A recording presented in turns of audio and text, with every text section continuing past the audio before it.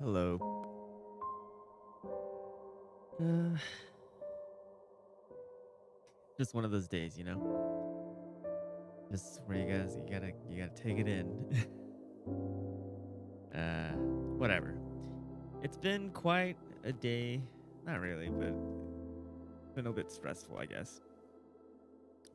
Today I was going to tackle, like before, like the previous video, I was going to tackle X11 events finally, but I had a little bit of a brainwave that I want to explore a little bit.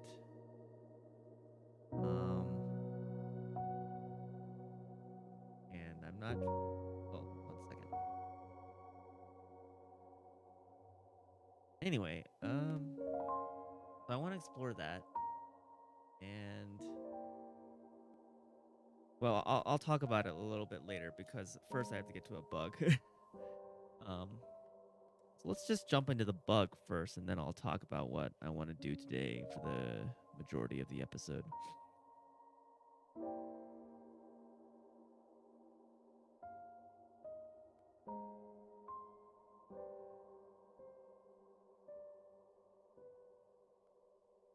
So if we go into here, when I implemented the free list, um, there is a memory leak here, and a pretty big one too. Let me see if I can find it. So X-receive server.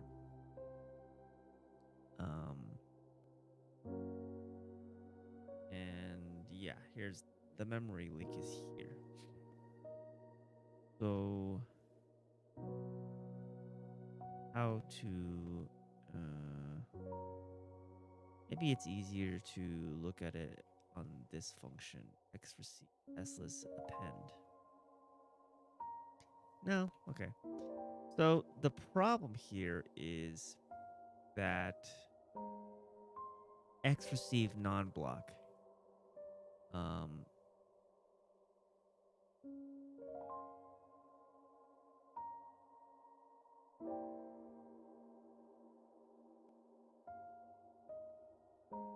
how's it getting the buffer? Okay, right, here we go. X-receive non-block. The buffer that it's receiving is from the arena. So it's asking for 32 bytes. I believe, yes. And it pushes the string onto that when it receives the data here via this what you call this system call, I guess, from this socket call. And I thought that I was reusing memory via the free list here, and I am, but I'm not actually reusing the memory that I thought I was reusing, because this struct here is the struct here is a pointer. Like if we go here, str8 has an array of bytes, not array of bytes, but another pointer here. A pointer here that is not the memory itself, but a pointer to the memory. So we are reusing using the free list for the data here. And the free entity is right here. But it's not actually, how do I want to say? It's not actually maybe it would be easier if I just wrote this down somewhere. So we have a couple calls. X server.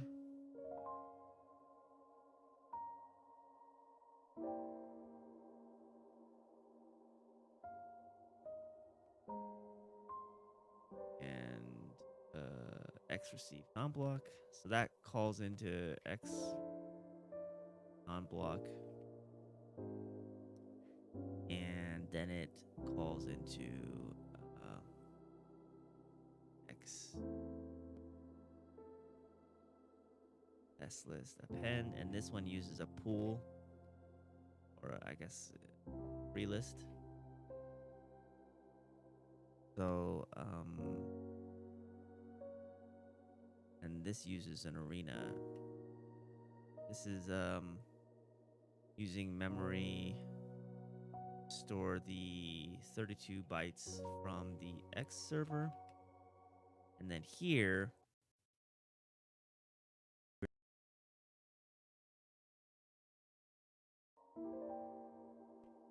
the what is this?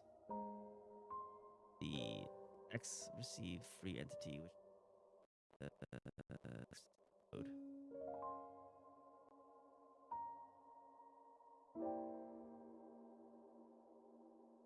Okay. So this memory is being reused. This memory is just being continually added to the arena. So eventually that memory will be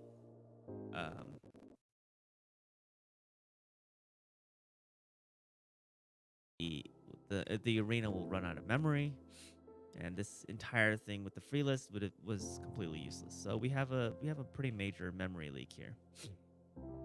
So the way I want, so let's actually oops. So we have our program here.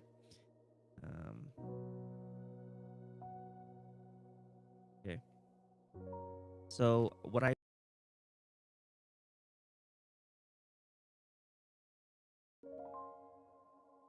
temporary arena, and this is not in any way meant to represent final form.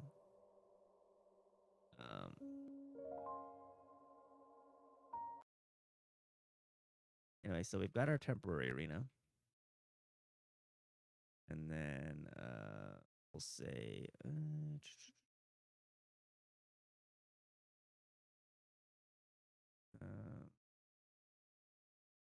and then we'll release it.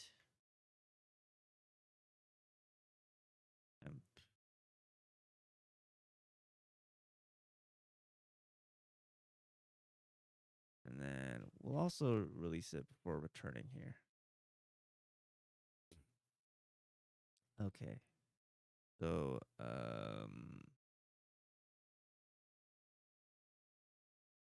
and then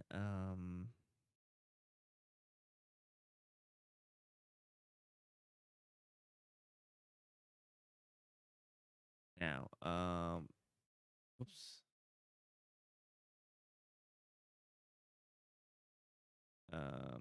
This data that we received back, that's fine. Suppose X receive node here, though, we need to actually use actual data. 30. We need to use an actual size of data so that we can properly reuse this memory. And then let's see.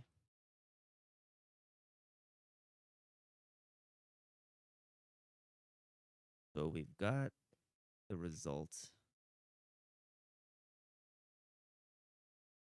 and okay. So what I'll do here is I'll go ahead and R8 copy. Now what does this do here?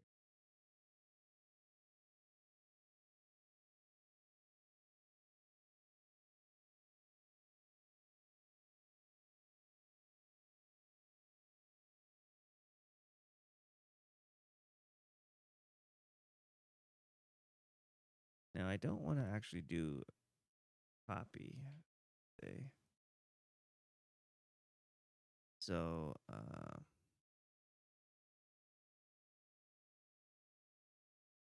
No, I think I want to do a memory copy. So the result is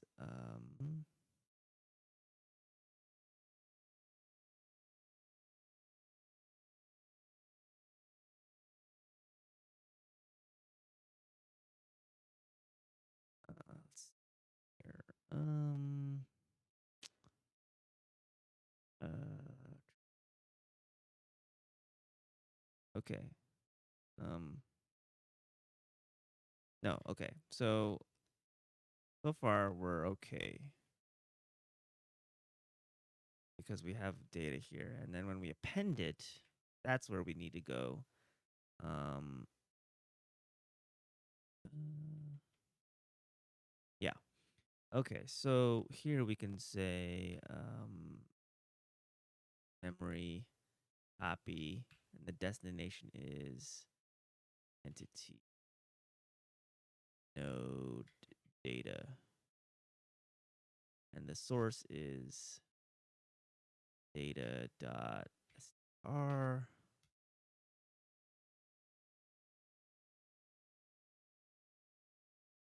and of course we need the data dot size. So we're just copying bytes from the source string to the entity, to the entity's node data, and that's right here. And then we append that. So that should be okay. Member reference type U032 is not a structure or union. Okay, so we've got a couple more bugs to fix. 935. Okay, so we don't have that. You have that. And then so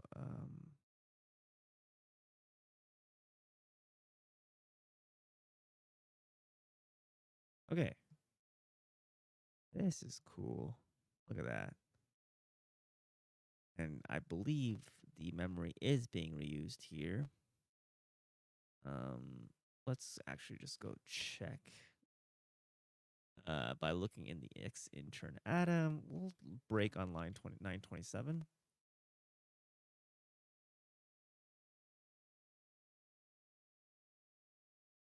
Break 927. Okay, so print the pool, see that our first free entity is null. And then we receive from the server.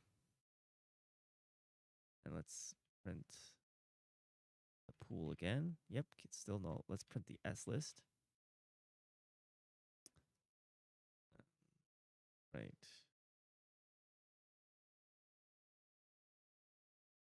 Okay. That out of there. Okay, cool, cool, cool, cool, cool. Look at that.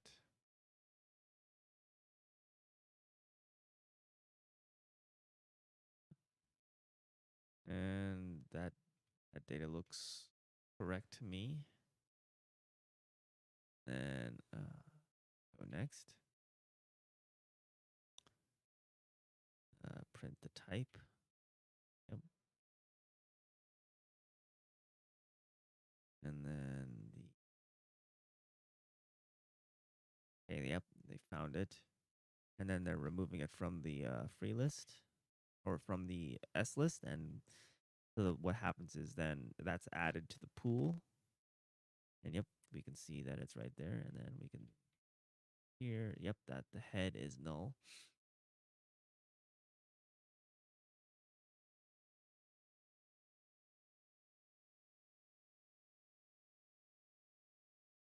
So what's the atom reply? Here we go.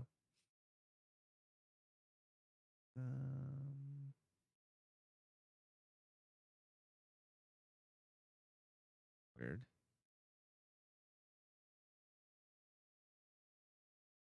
No, no, no, no. Okay. Okay. Yeah, yeah. Yeah, I get it. Here we go. Yeah. All right. Cool. That's the WM delete window atom. And now you want to step into the WM protocols.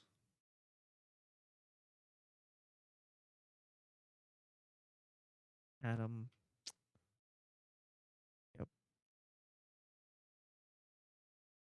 And just a refresher, the pool is, we have a first free entity.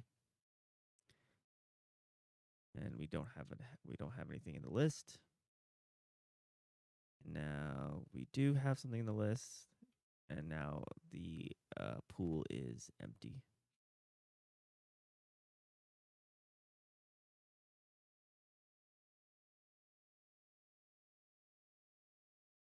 All right, it seems to be working.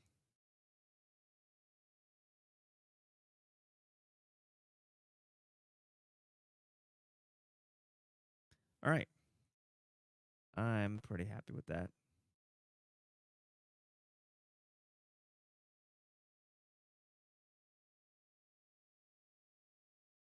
Just one more time.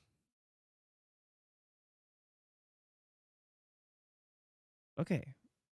I guess I'll leave that in the background while I talk about what I want to do next.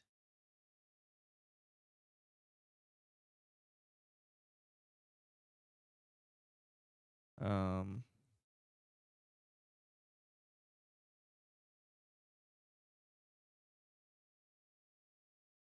all right. So one thing I've noticed, actually, I do need to quit out of this. Um, actually, this.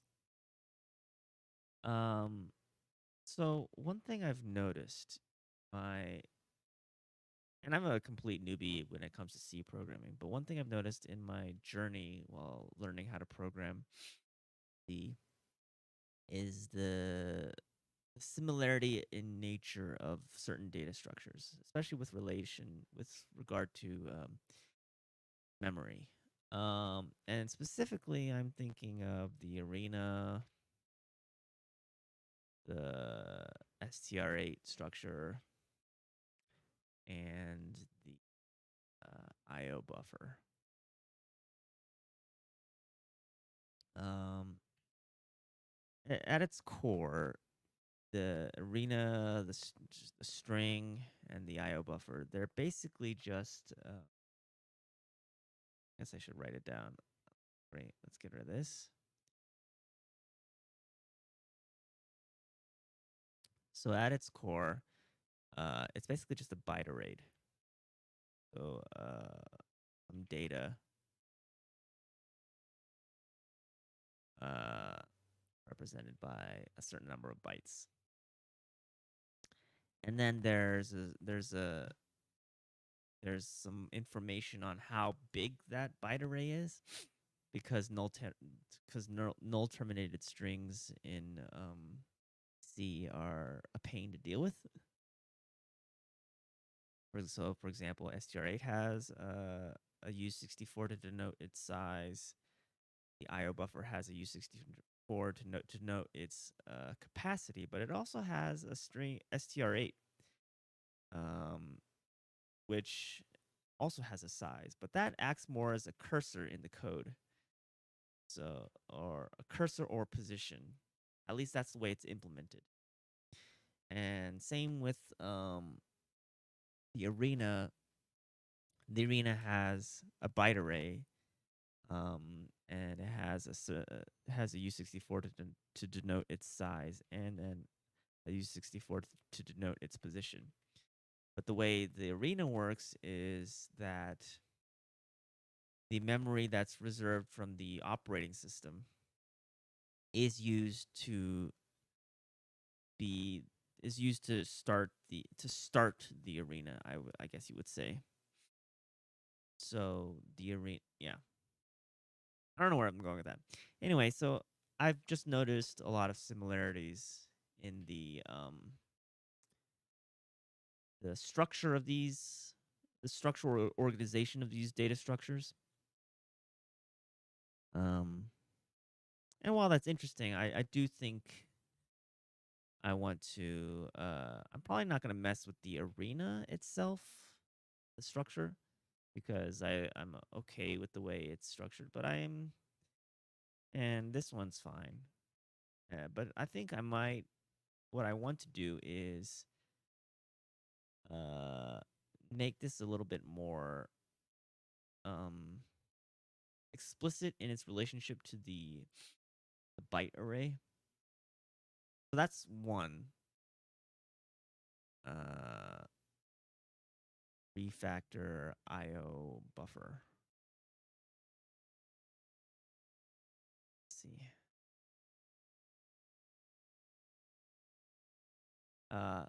And two is I don't, as we saw in the implementation of Arena, it's calling into the operating system to um, reserve and commit memory from the operating system.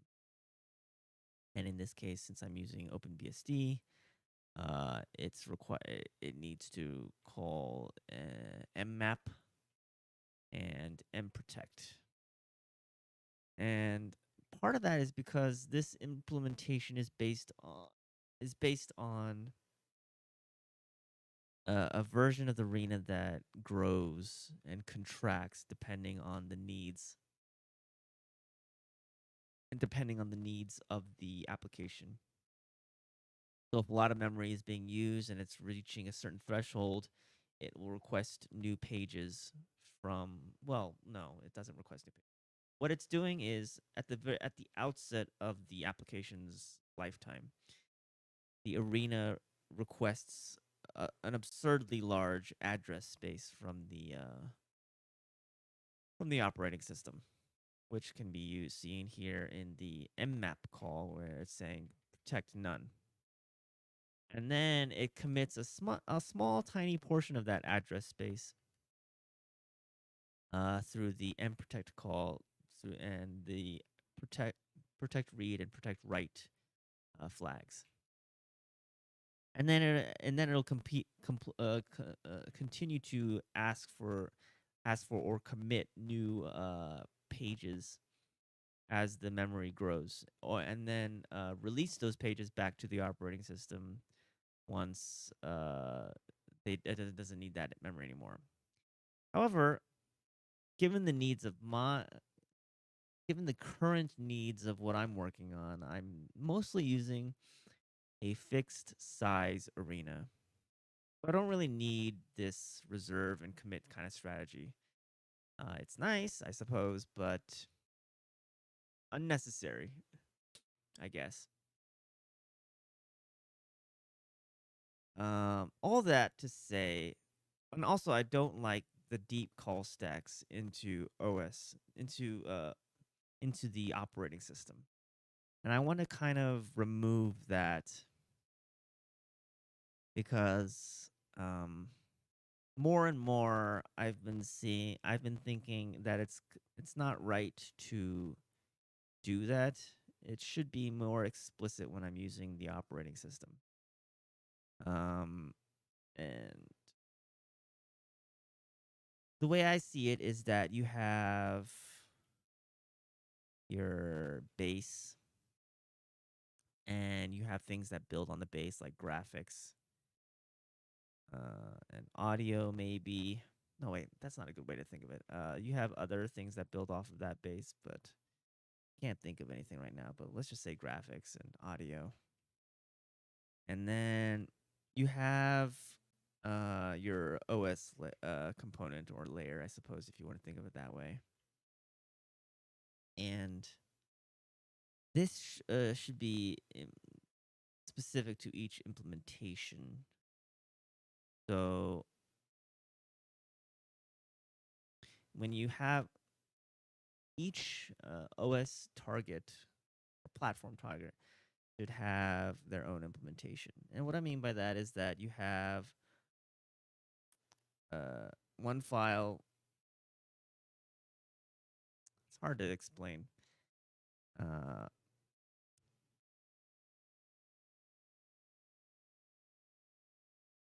What I mean by that is we're operating at the edges of the system, and it doesn't make sense to generalize, or in my view, in my view, it doesn't make sense to generalize these calls when a lot of these calls don't make much sense coupled together. For example, you have in the future I want to implement a Mac OS target. Right now I have OpenBSD.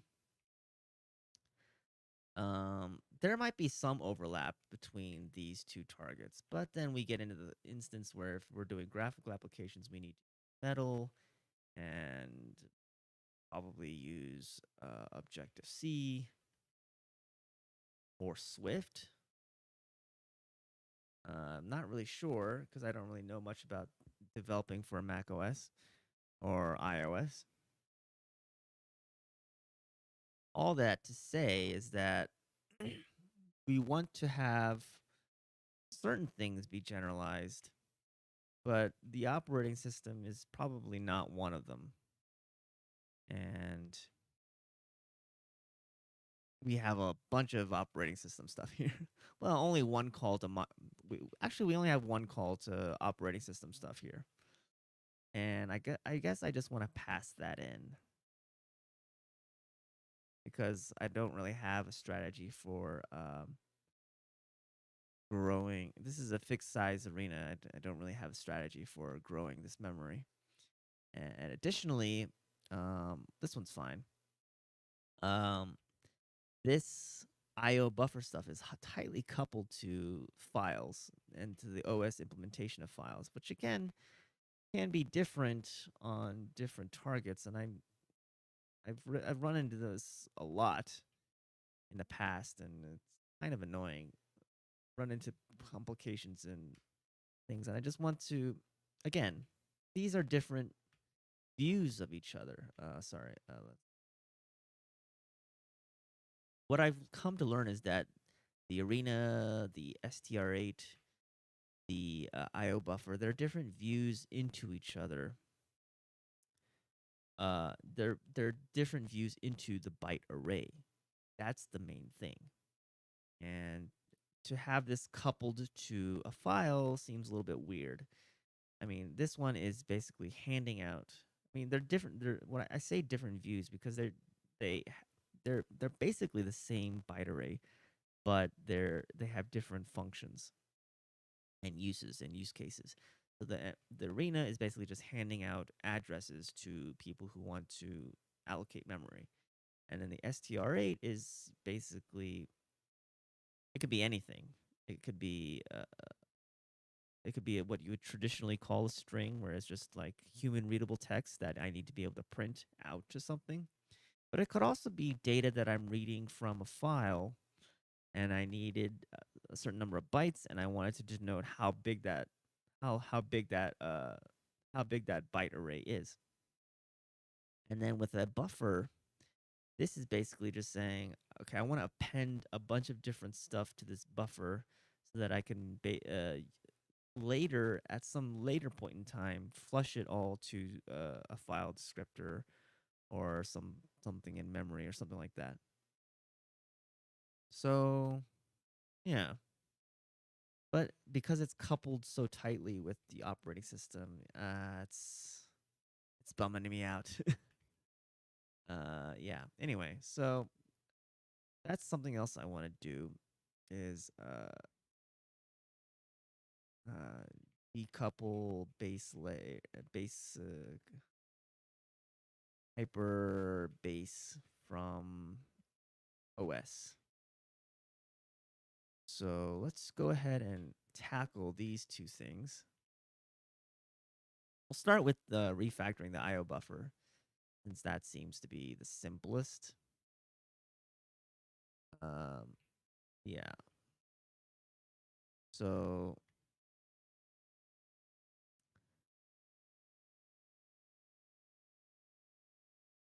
probably need base.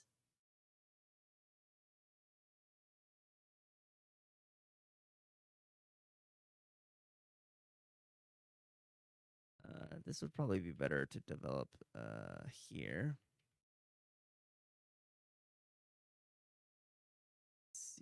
IO unknown type. It's weird.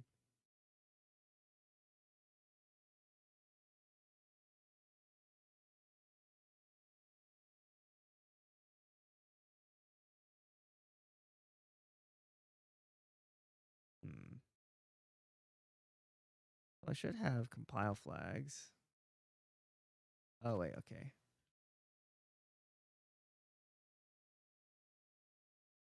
There we go.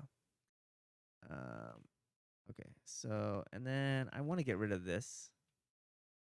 And so to that end, I don't need a file path or a flush or close. I have a capacity, but I do need a position, and we'll just call this buff. Right, there's obviously going to be a bunch of stuff that's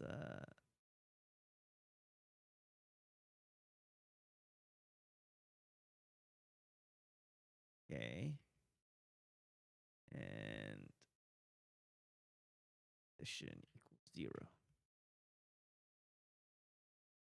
and got rid of file path and close all the stuff related to the operating system. So what we have available is the capacity minus the position.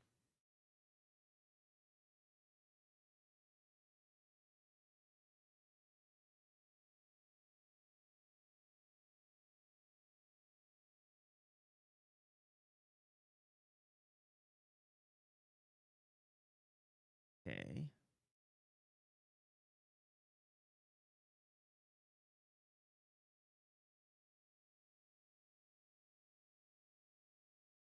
Okay. Looks correct.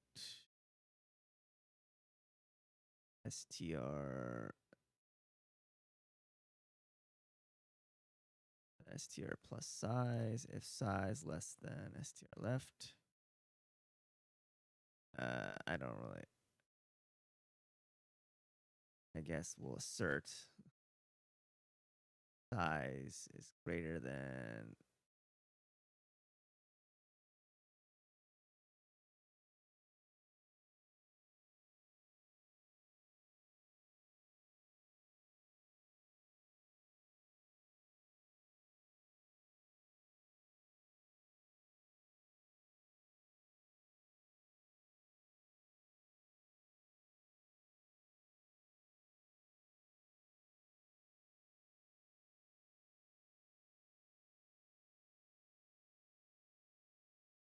okay.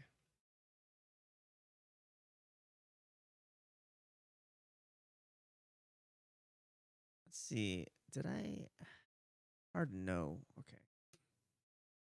What changes I made. Okay, so this one seems fine. This change is okay. Buff. Yeah. Yeah, that doesn't seem a big deal. And I have to assert here because I don't want to get in the case where I'm running up against a lot of memory issues or out of bounds issues. And then we'll get rid of the flush. And here, everything else should be fine. Yeah. Okay. Let's go here. Yeah, there's going to be a lot of stuff that we need to figure out. Start with buffer.c. Obviously, we can't. Uh, what is this going to be?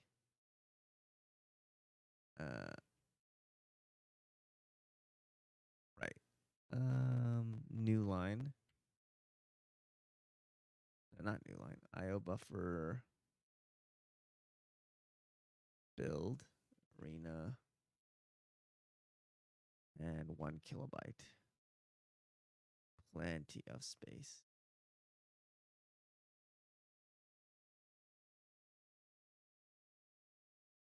And the only thing that seems to be wrong here is the whoops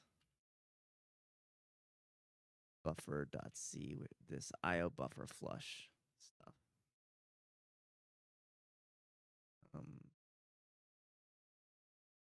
I need to figure that out.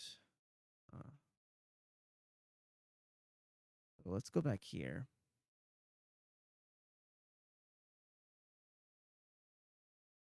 That should be more related to the OS, I would say. Okay, I'm okay with this structure. And then for this IO, we're not.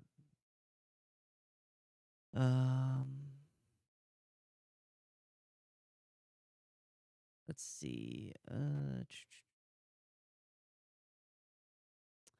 So in this instance, we're not opening up a file descriptor and then writing to the file and then closing it. Is more in line with streaming data. And I just want to do it all in one shot, I guess. So I guess I'm just going to have to do this R8 path.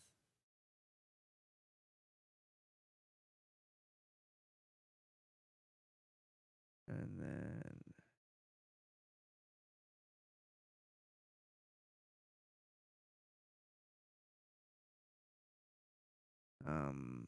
then I need to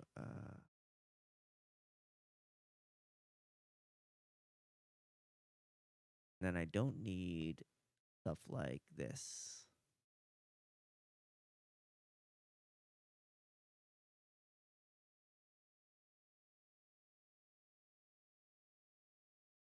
Like file write, create open, and file close.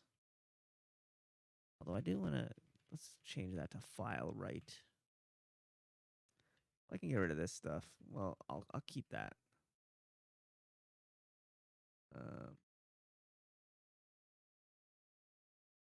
And we can, let's see. I guess we can reuse this. Let's see, struct OS D equals OS file open.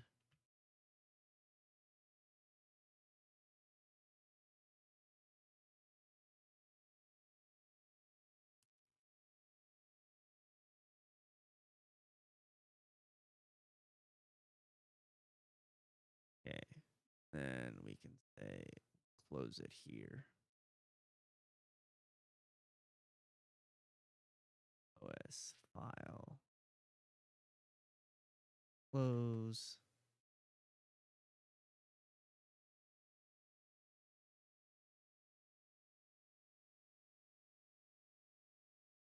Huh?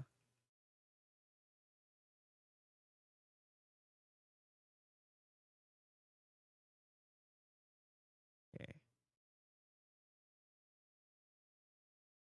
And we can define these as internal.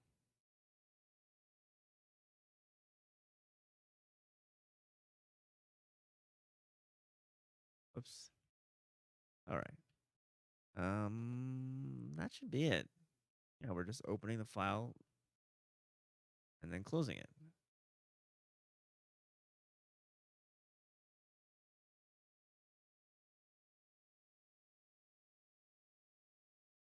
Yeah.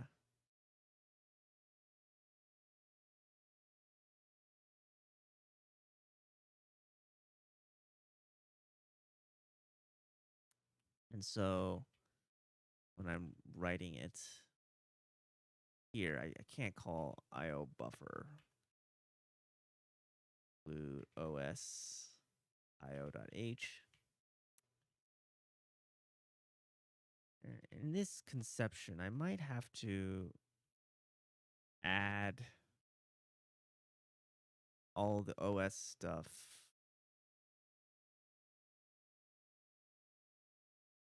I'll keep it the way it is for now.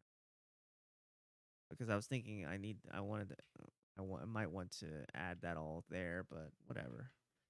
File right.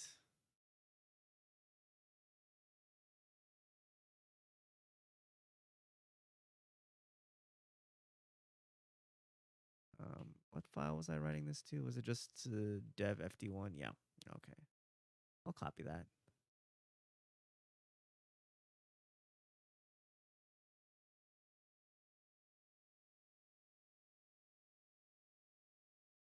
There we go.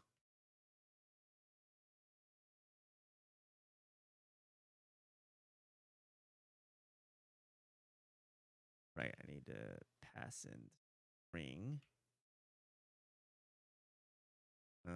But I don't think I want to. So I'll change that to accept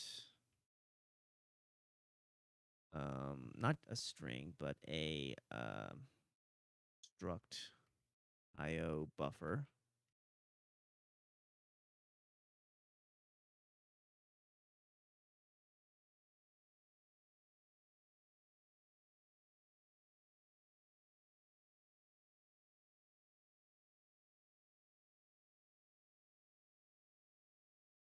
And I suppose I need to add this here.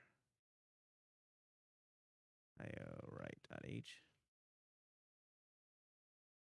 Oh, is this being used recursively? Yeah, I don't need this anymore.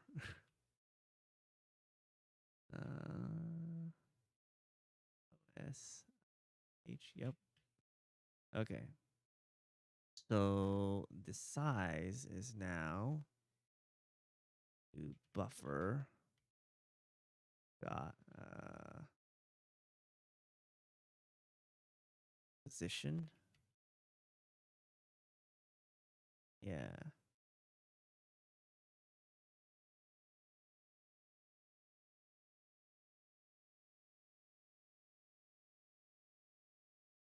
Yeah, that makes sense.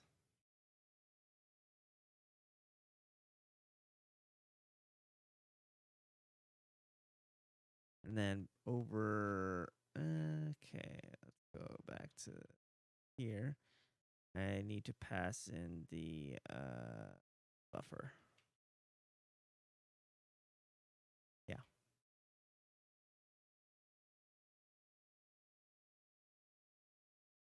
All right. That seems to be correct to me. And now we need to, I guess the next program is file. Let's see. Let's just look at all buffer file. Yep, we need file. Let's just use buffer as our exemplar. So here we're just building a basic buffer. And we're releasing that.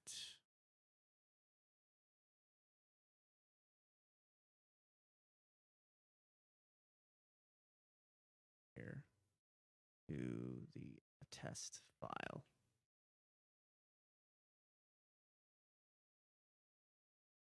But we're not fleshing it.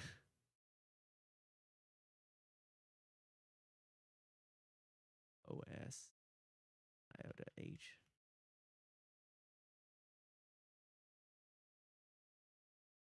And then if we look at the test file, yep, that's what we expected.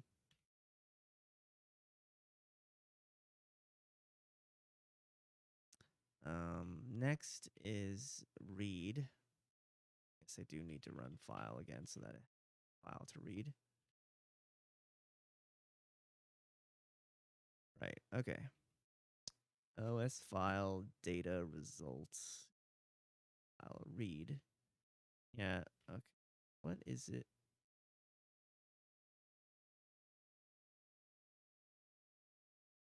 OS file read. Include OS. AO. That's fine now. And now I need to build out a buffer here.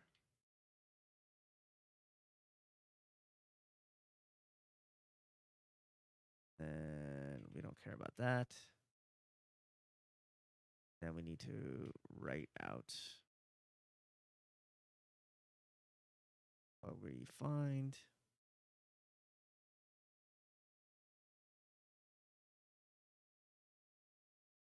All right, yep, that's what we expected. Next is Q. I don't know if there's anything. There might be if there's any, but yes.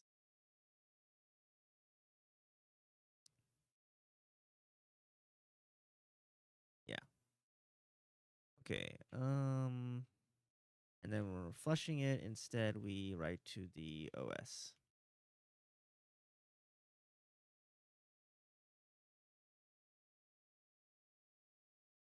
Q. There we go. And then the Endian program. Okay.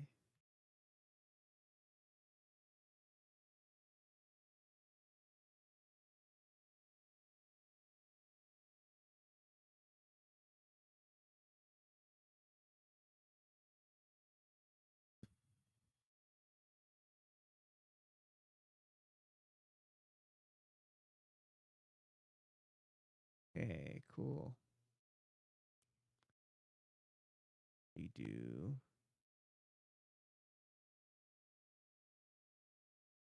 And this looks correct to me.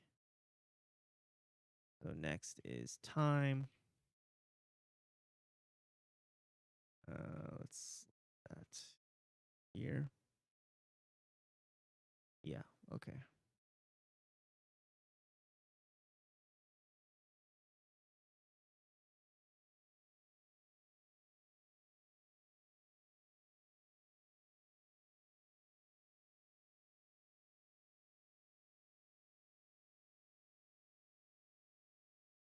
Okay. This is all pretty good. Um, ENV. Interesting. It's just interesting to see the highlights of what I've worked on for the last 2 months. Yeah. Cool. This is also standard out.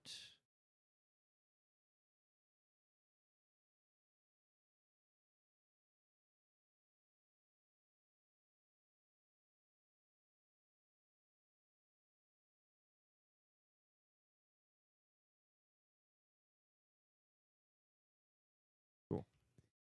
And then the next one after that is RNG.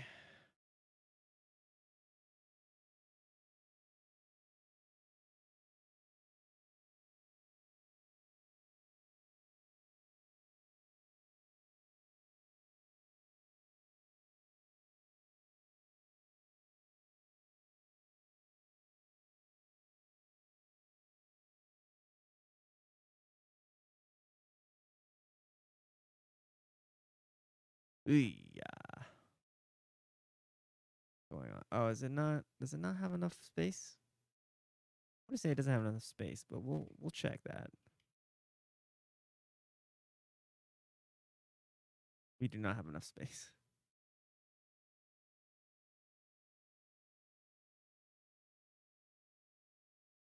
I guess we could give it more space.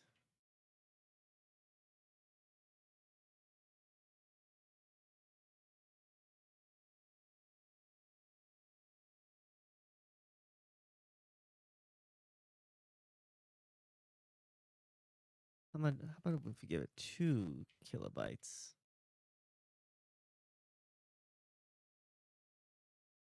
All right. That seems to be enough. Now I need to figure out what to do. What do I need to do if I do run into that problem? Am I shooting myself in the foot?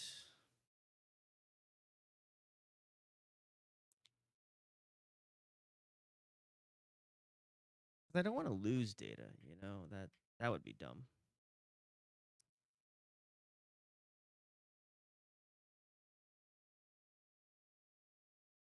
I guess I'll write a note to myself.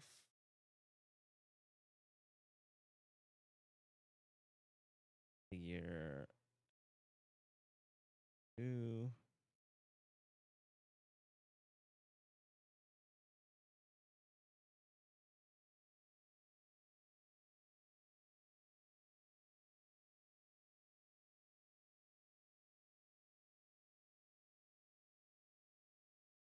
I should probably write a note to myself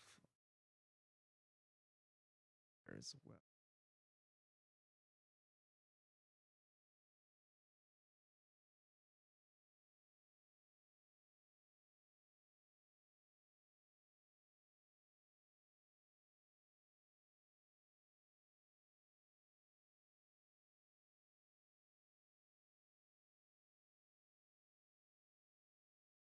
Okay, so that program works, but it's probably a little bit unstable.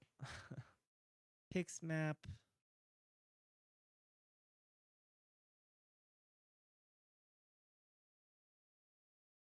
Here.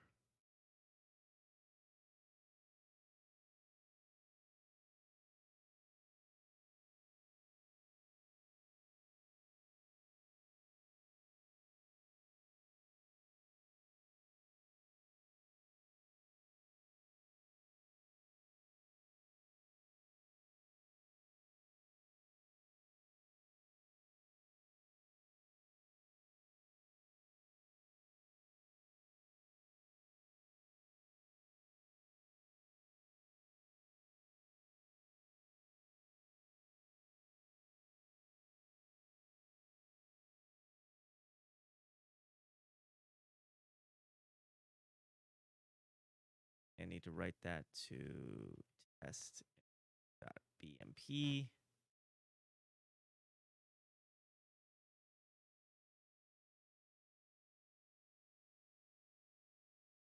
Okay.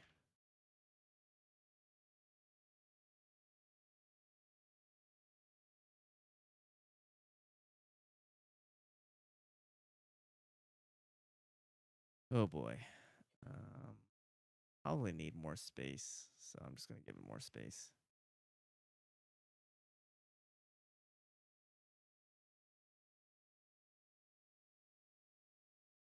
Okay. Now I don't know what's going on.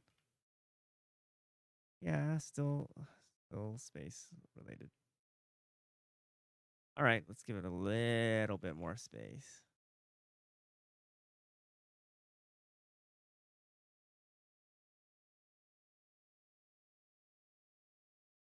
I don't know. No, that's not enough. All right, let's go into the megabyte territory.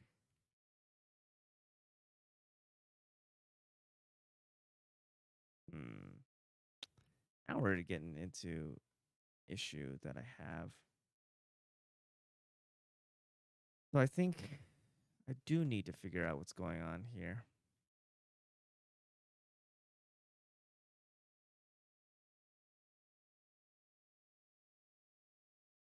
Okay, so let's go back to the original, not the original, but the other project here.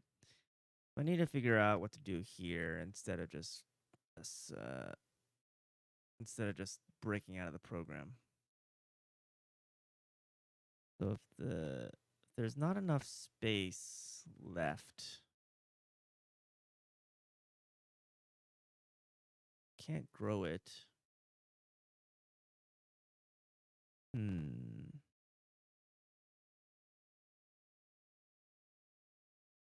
I can't. I don't know.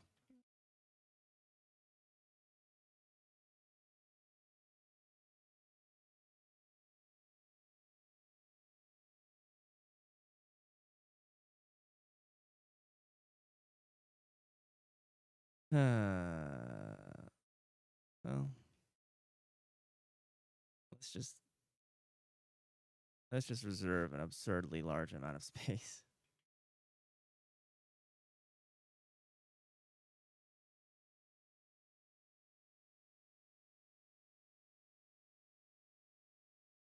how much is that?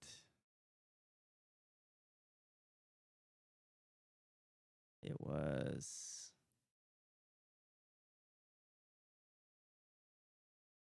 1.8 megabytes. That's why it was too big. Okay. So actually, let me see.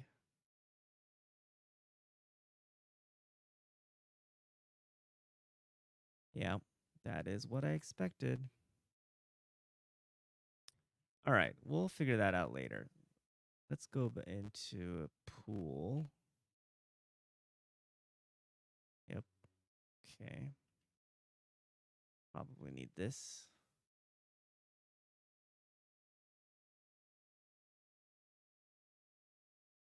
Going into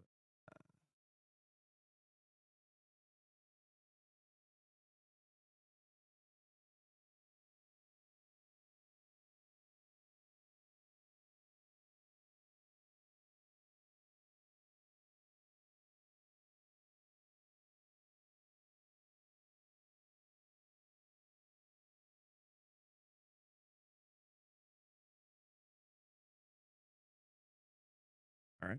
That looks correct. And then XAuth.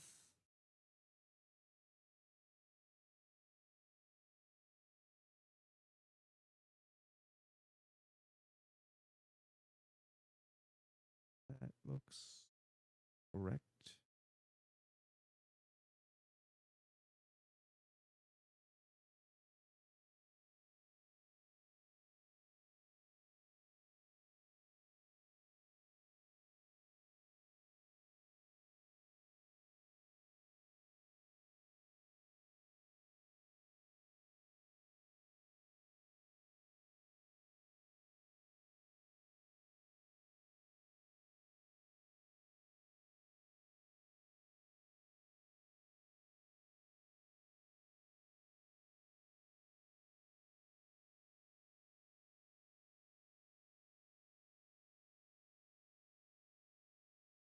Probably need a bit more space.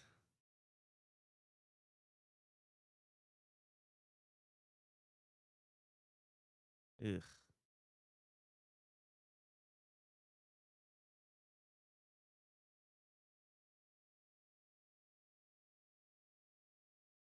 Hmm.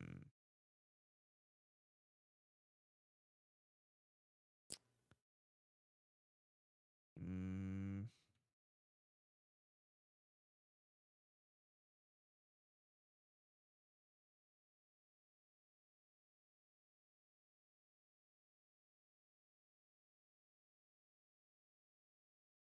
Um. It wasn't related to space.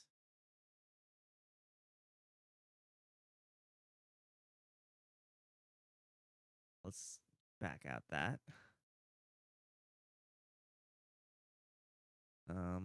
What's going on here? Okay, so we're reading a file, getting that. Okay. Yeah.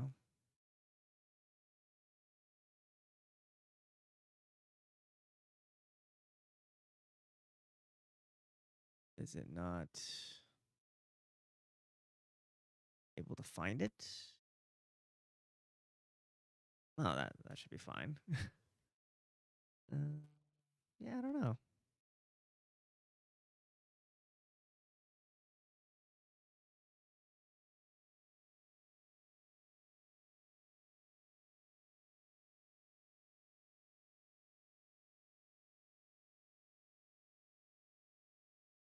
Yeah.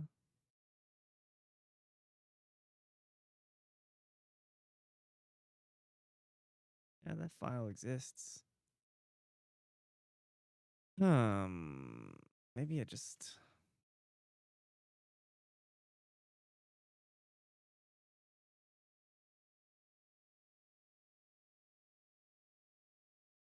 it's weird, isn't it?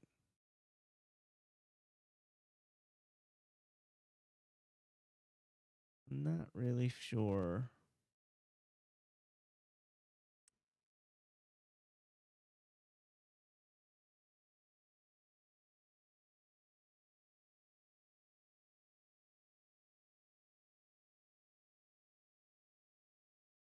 Why can it not read it? Is it because... Oh, is it because it doesn't have...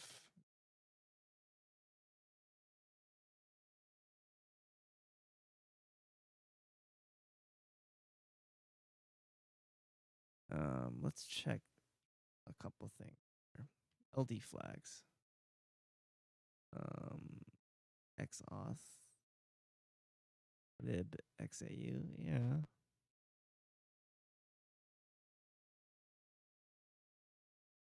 Maybe I need to also bring that in.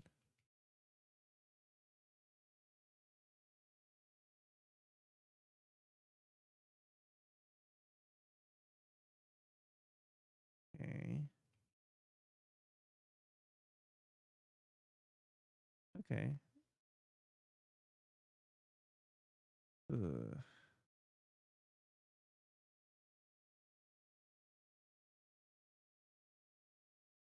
It's an interesting problem.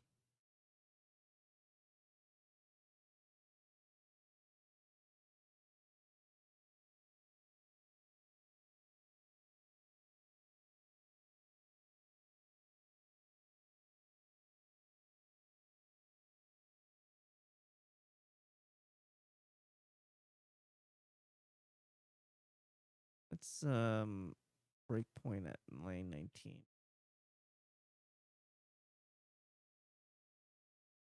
Okay, so we allocate our arena. And we also allocate our buffer. And here is where things get a little tricky.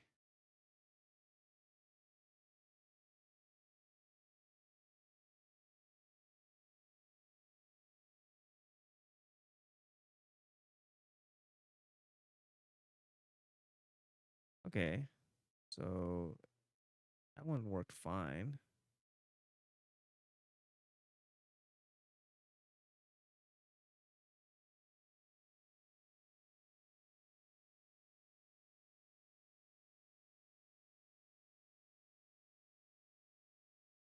Oh, is there multiple? I thought it was only doing it once. Oh, it's reading it twice. That's probably a big no-no.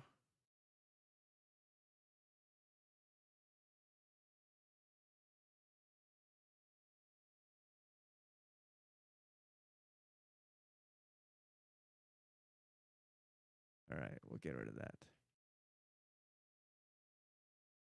Why it's there.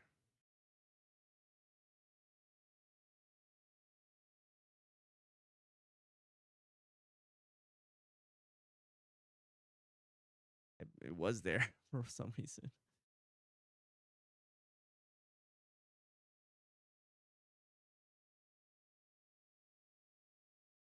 Cookie not found error. Oh, I'm reading the file.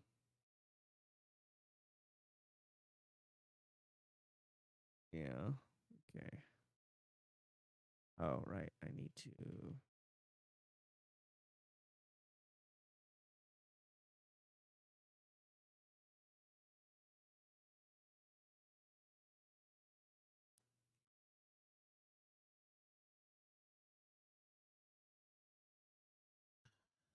Excuse me. I just had to sneeze for a second. Okay. Cool. I'm definitely running into some problems. uh, definitely running into some problems I did not foresee. But I'll talk about what I want to do after I do this round of bug fixes.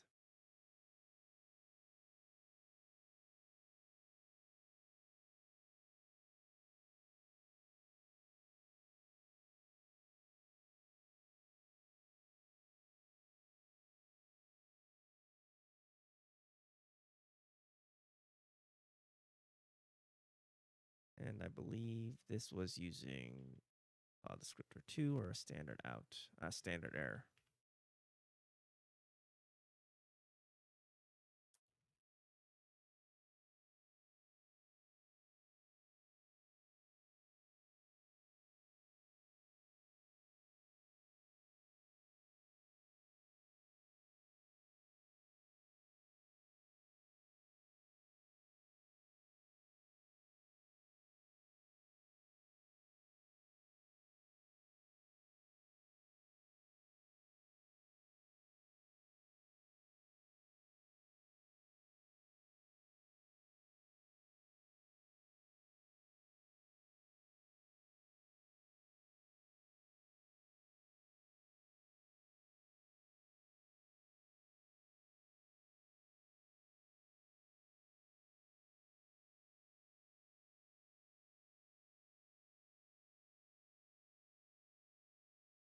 Okay, that one seems to work.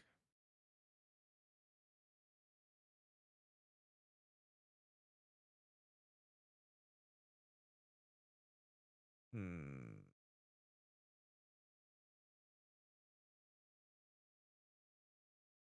Why did it print it twice? Oh, I know why. Okay, I don't need to. I don't need to write that twice.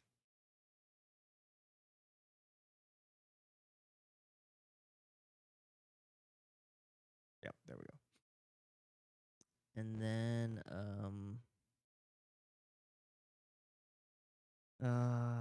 yeah, I'm not looking forward to this. uh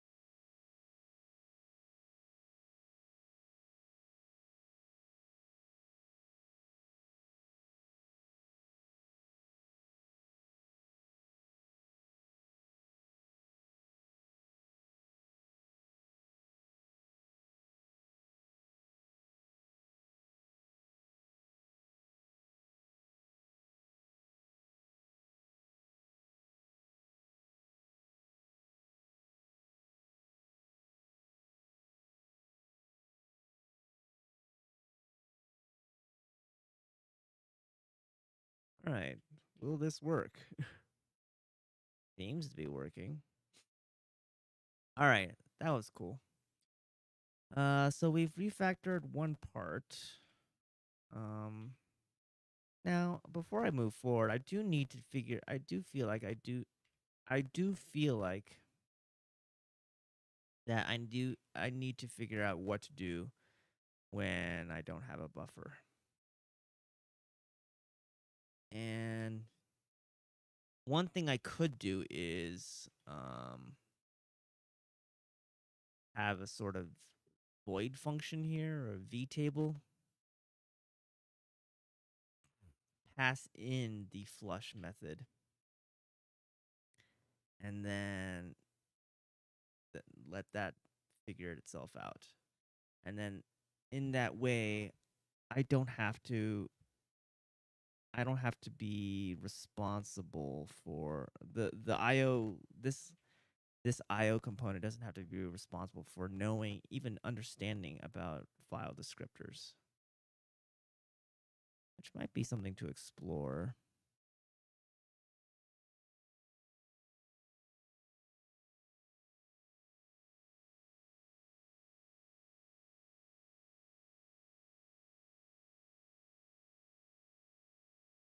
Might be interesting. I would need to bring back the flush stuff. Not this stuff. The like this.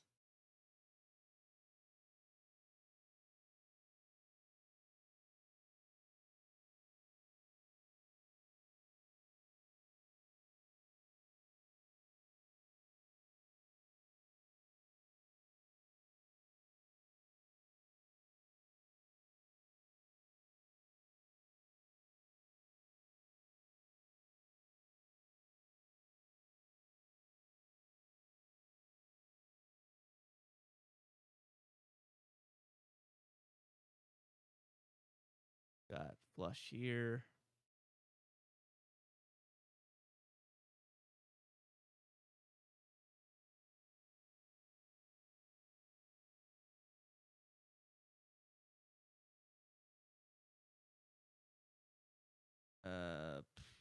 Yeah. So let's just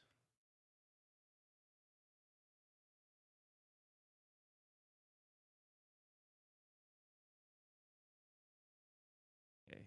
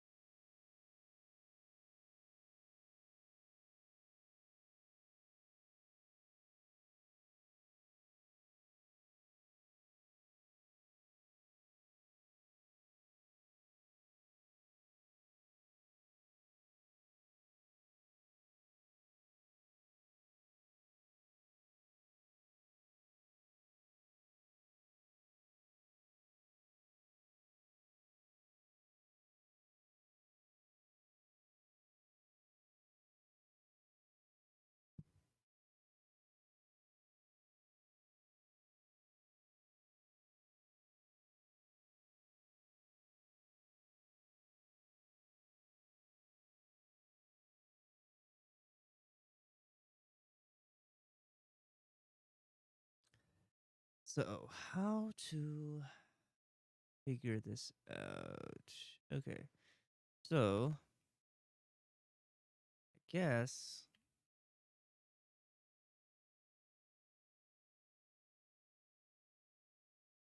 like that.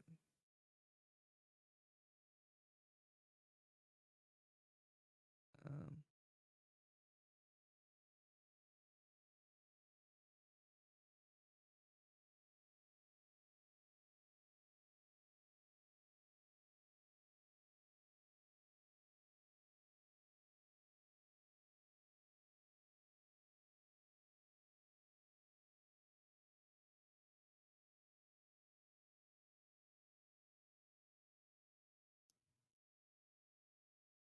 let's see.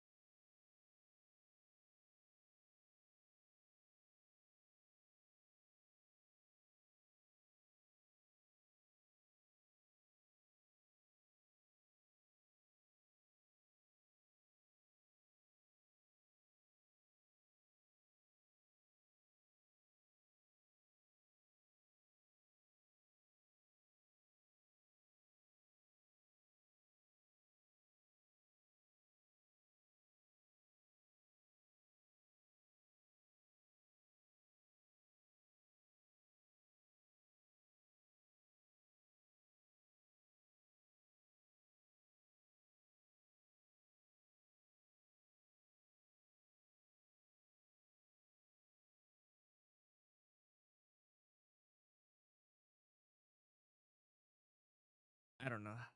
I don't know the first thing about void functions.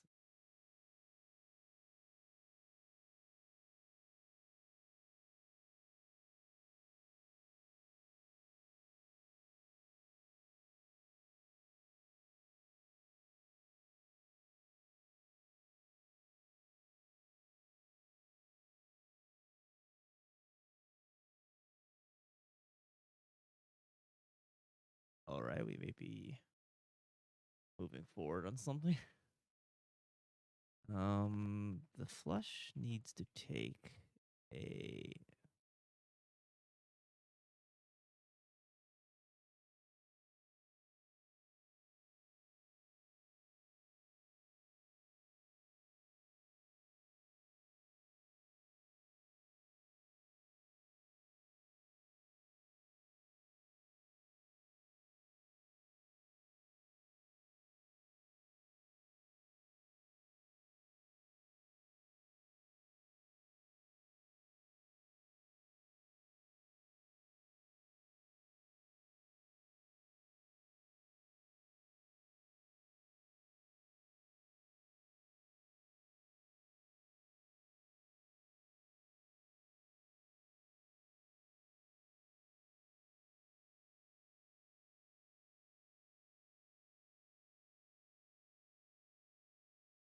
okay, let's what do we need?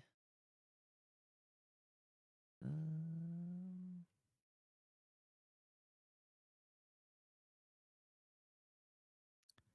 it takes a buffer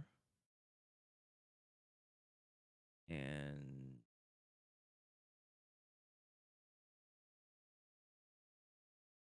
just say we need a buffer.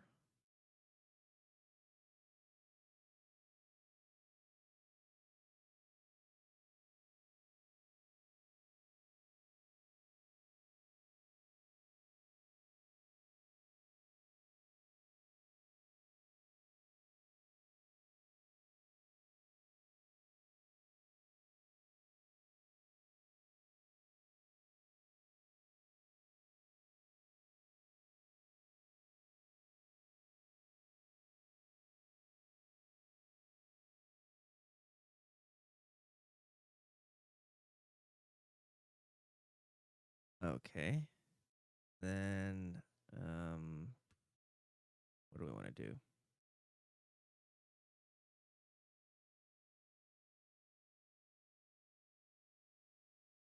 I guess we could start with this for now.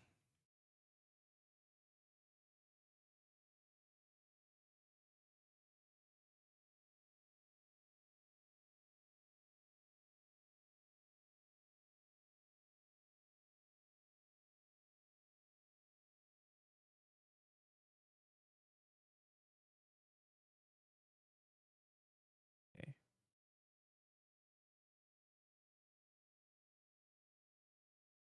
Mm,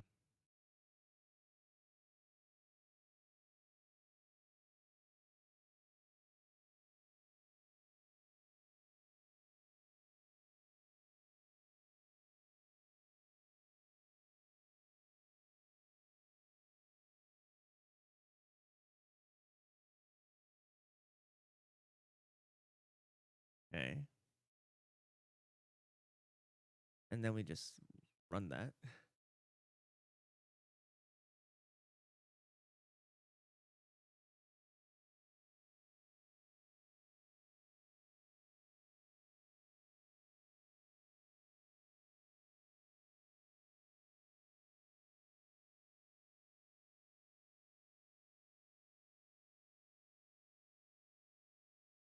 So I guess that would be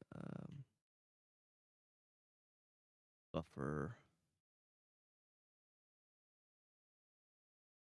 flush.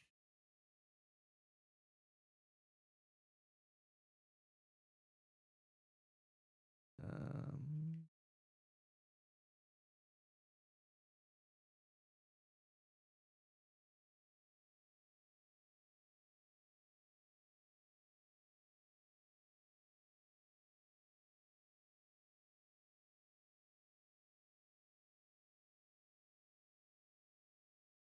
Okay. Okay. Yeah, that works.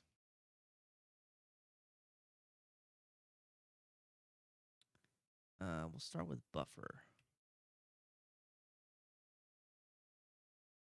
Well, first we need to, here we need to define that function.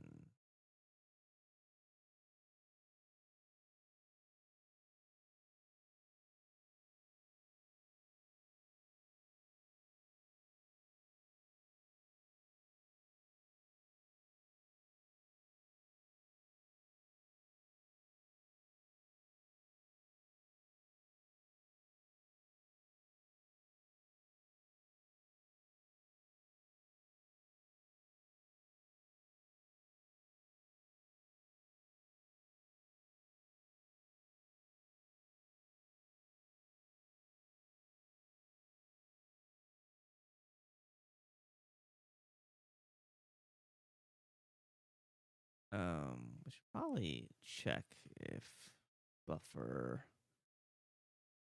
flush exists.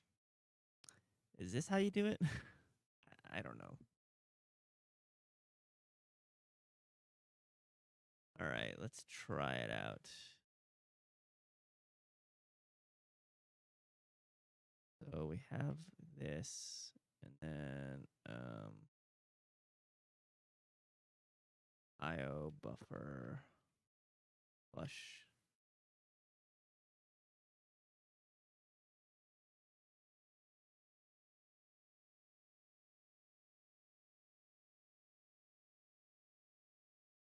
All right, nothing seems to break. We can break on 126.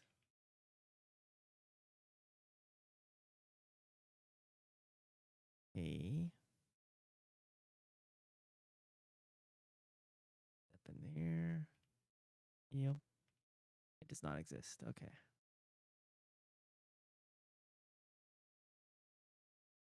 All right.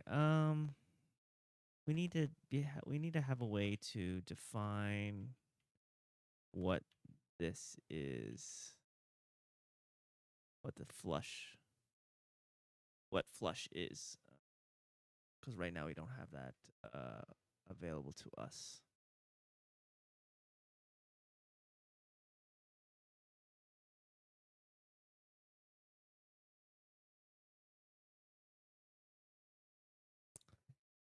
So, but I've seen one way I've seen it done is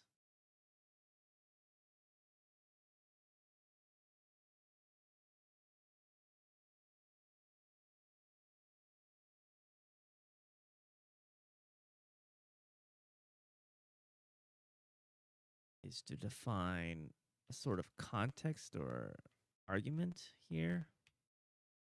And so we could say struct IO buffer description, or I get args. And we pass in struct arena. Sorry, pointer to an arena. And then use 64 size. And then this thing.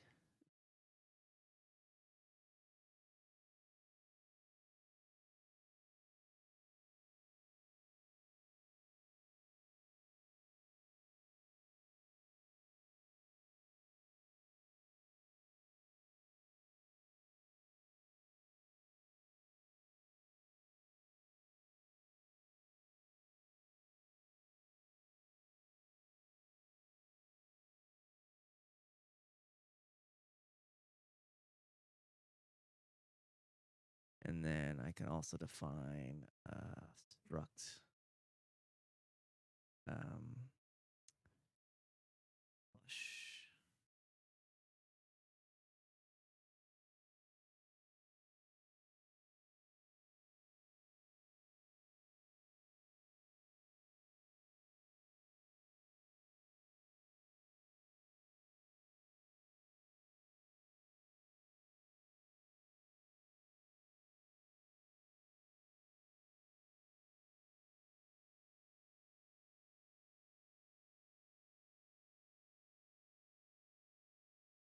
Same thing here.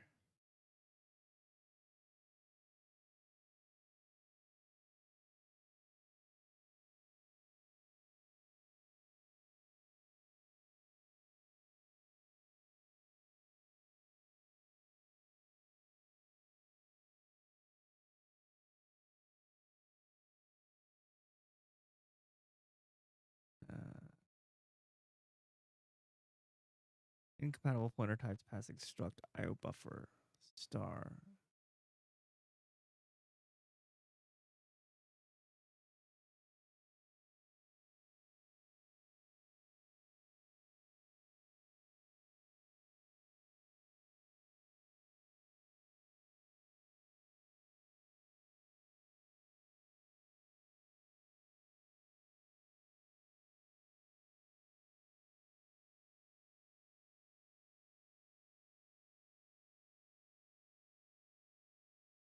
That's weird. I need to forward declare this. I don't know if I like it, but it's the only thing that seems.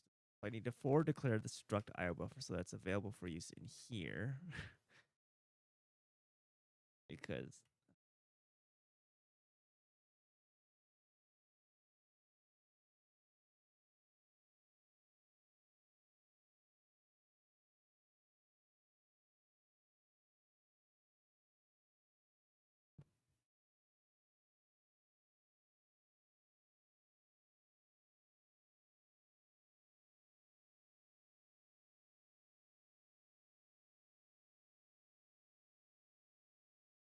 that at least.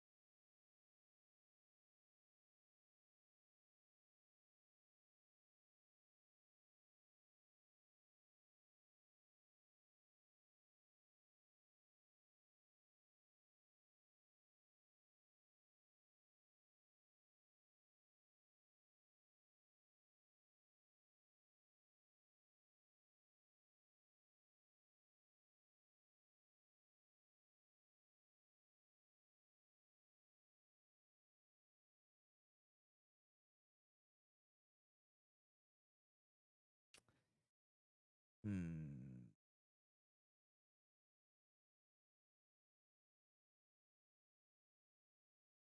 All right. I'll figure this out later, but for now, I'm fine with it.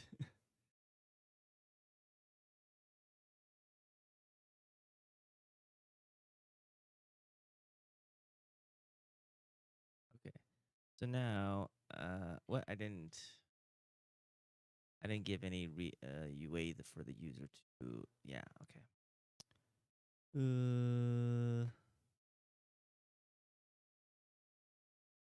Struct IO buffer args. Struct IO buffer args.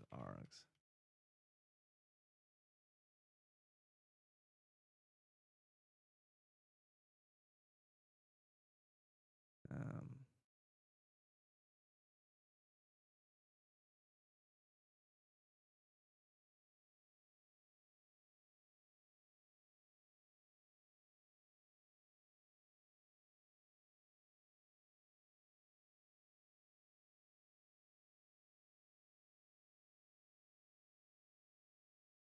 so we pass in the args. Okay. And then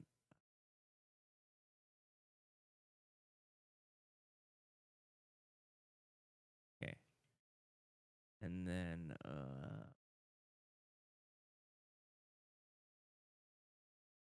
if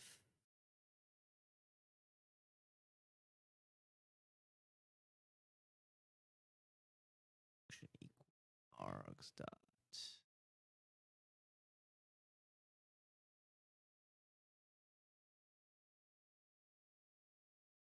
or can it just be this? Yeah. Okay.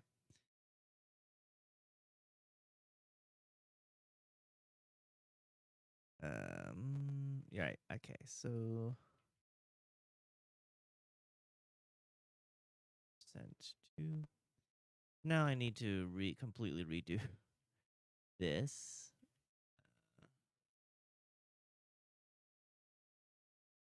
How does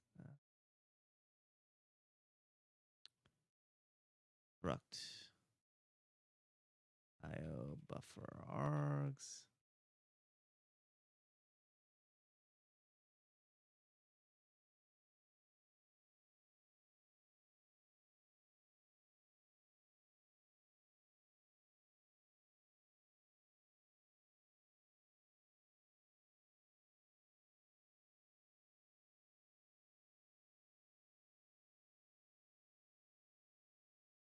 Let's see, redo buffer.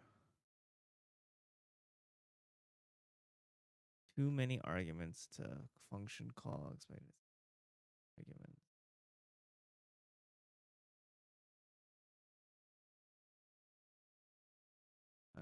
Right. This is not what. Here we go.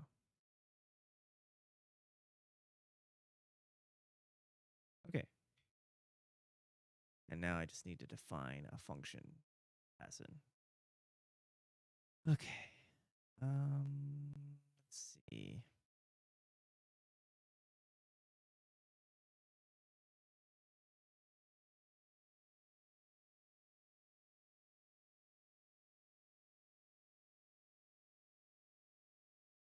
Let's see. We'll define a void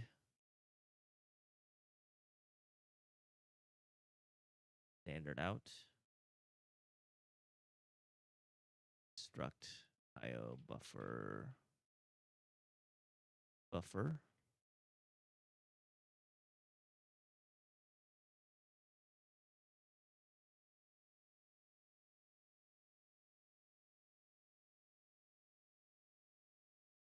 Okay.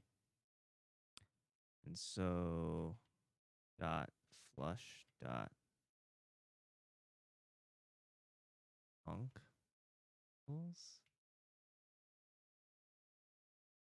out.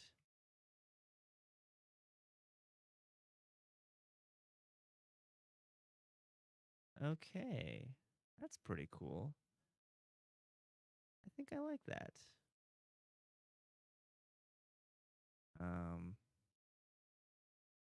Now all I need to do is just do all these one by one.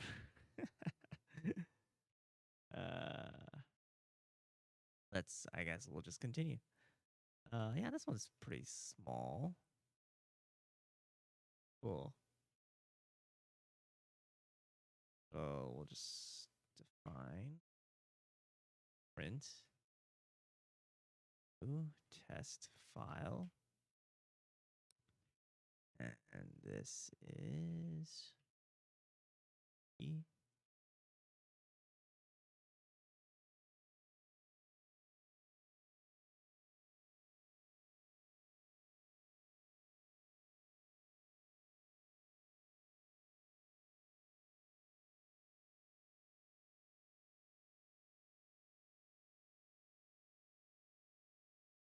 We'll remove the test file, remove the test image in file. Yes, is what I expected. And then read.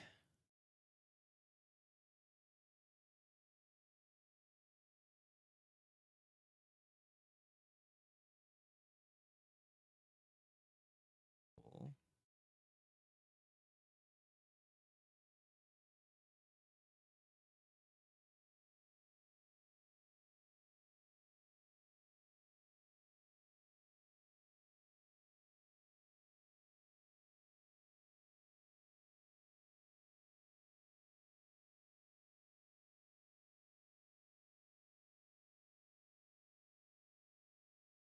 Yes.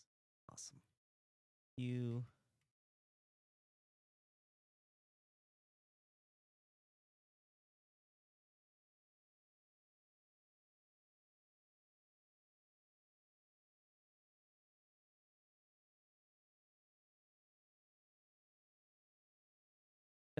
This does look very cool, organized as a way to as a way to um, assign variables to a function. Very nice. Oh, look, we have someone in the chat. Scuzzy Scuzzy. Hello. How are you doing?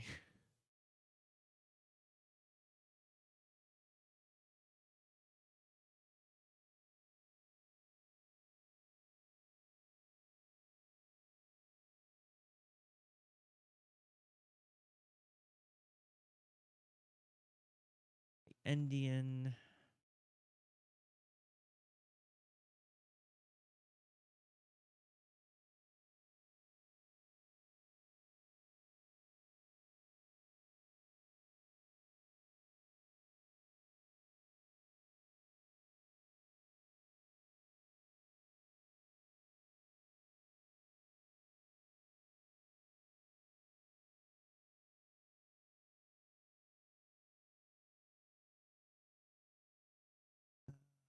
What else do I need to do? Time.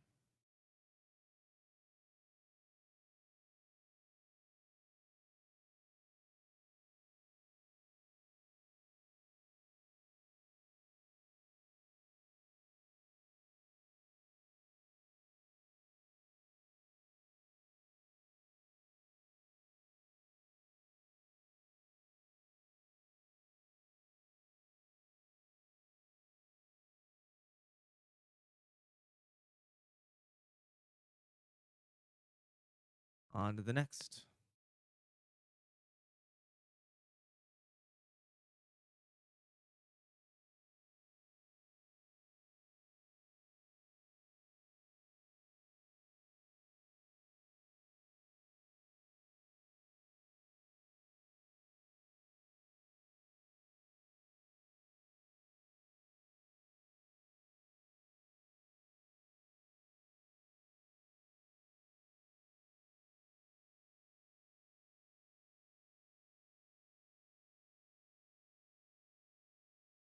Cool. That is what I expected. RNG. Um,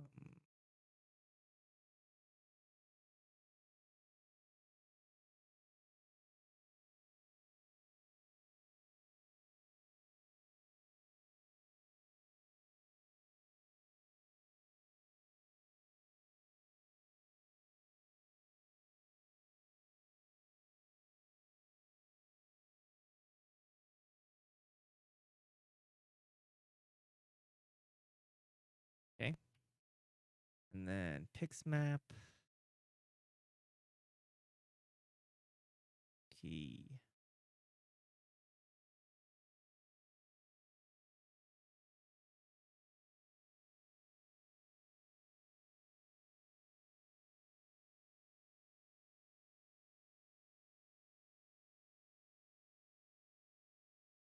Standard out.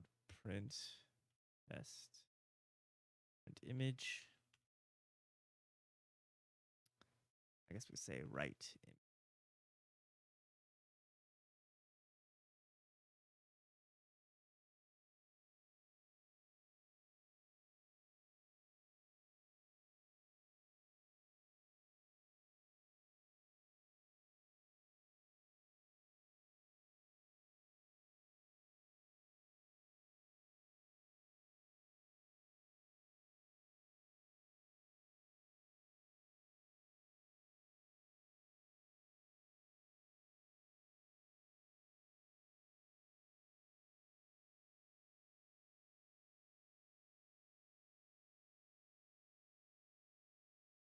Okay, let's look at that.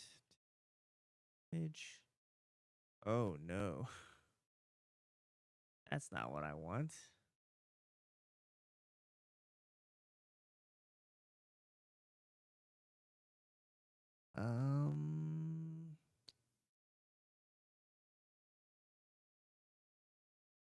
There anything? There's nothing in here inherently that I've done differently. Git diff source app.c.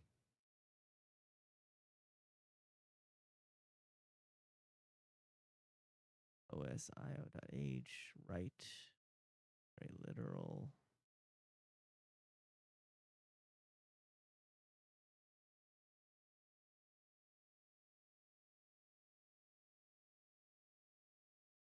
Hmm.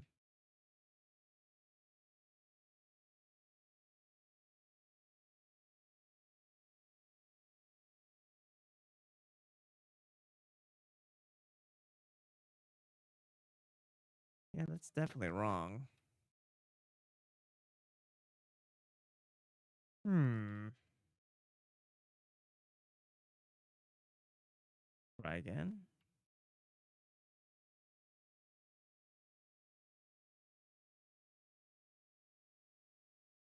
Text dump test image.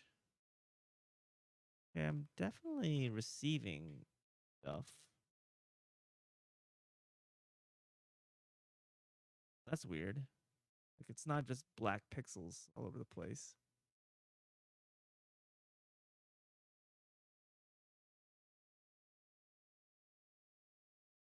Um.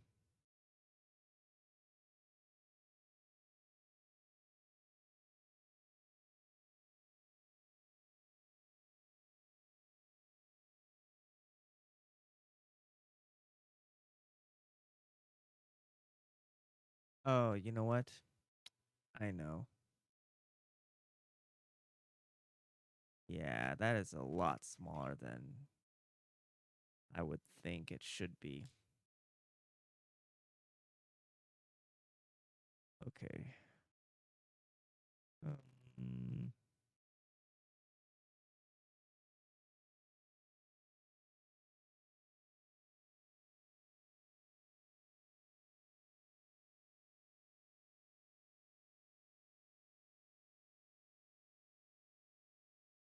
let's go to workspace, hyperstack, hyper, hit diff source IO, right.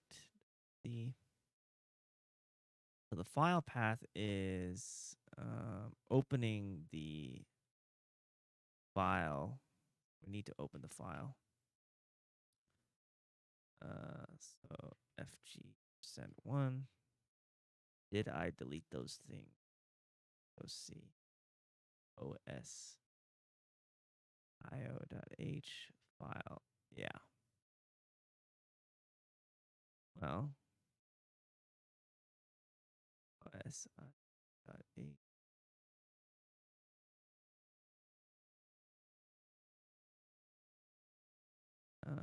I guess I'll just add these back.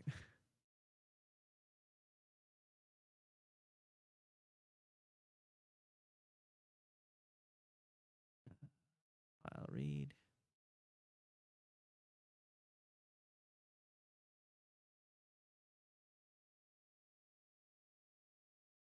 And then file close.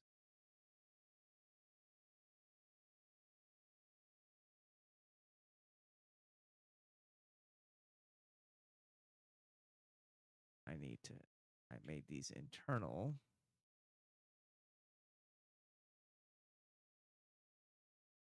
Okay.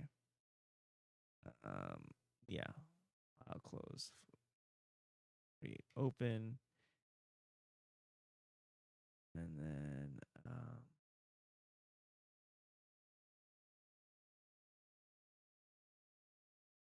then I need to pass in a different function.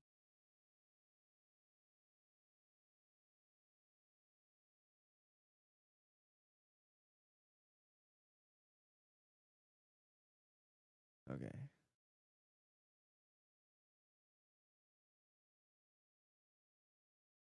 Um,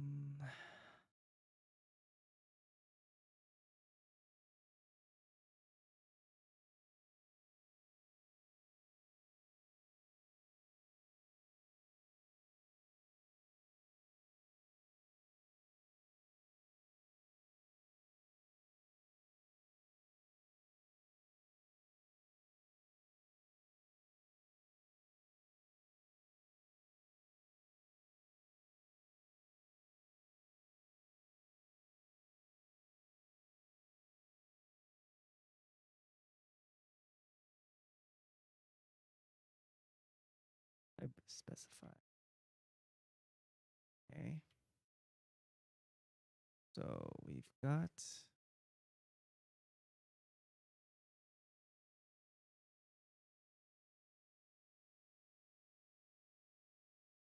here, we can call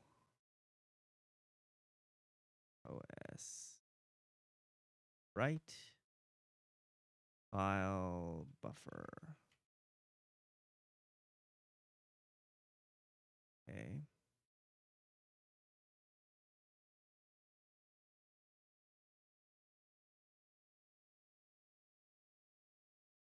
Um,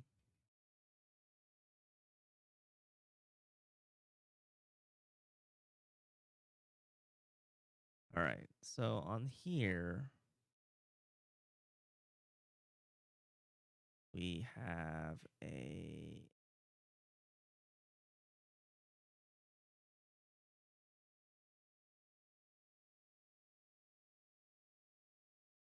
we need to create an struct osfd file equals os file create open.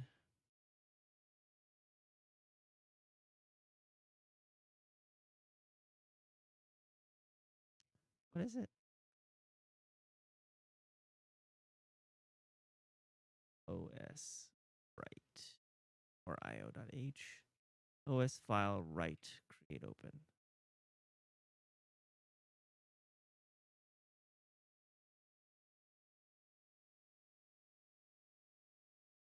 E.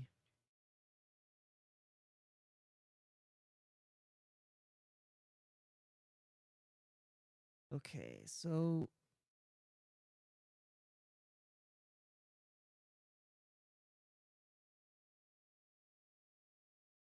let's say that's const. Oh wait, to str talk to str8. Wait, str8 literal.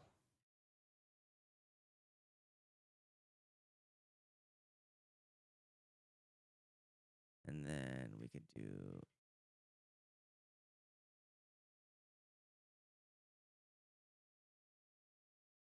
fd write.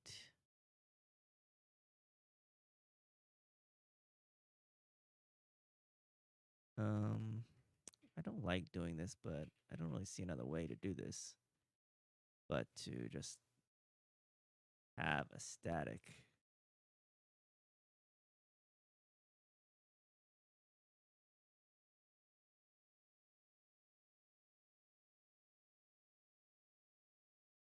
Wait, what is it? What? How did I call it? Go to base apes global. Yeah, it's global.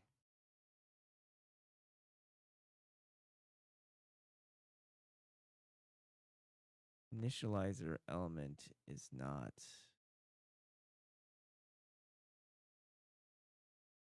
Oh.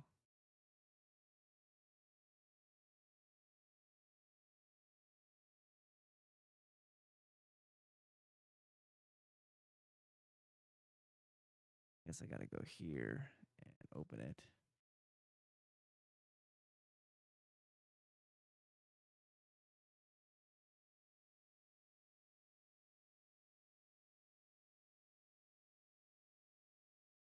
There we go.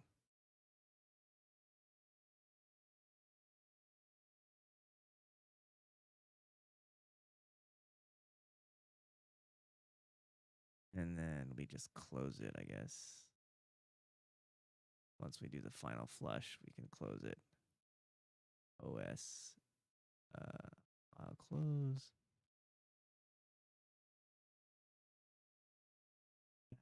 It should really be FD close, right?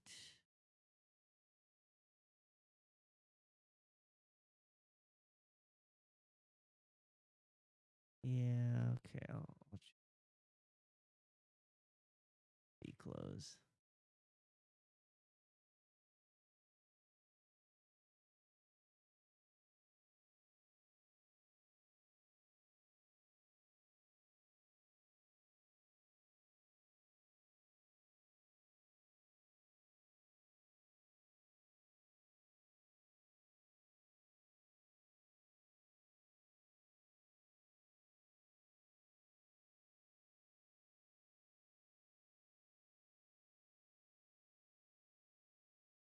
All right.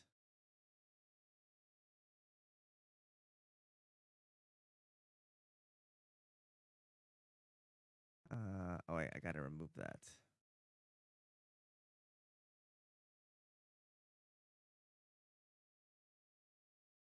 All right, yeah, awesome. Um, that's done, and then we gotta do pool, and that's just yeah, it's just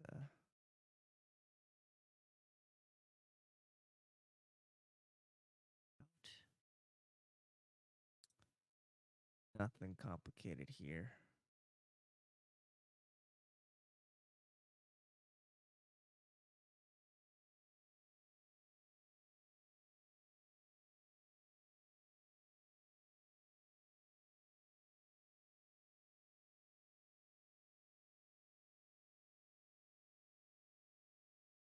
Cool. And then X auth.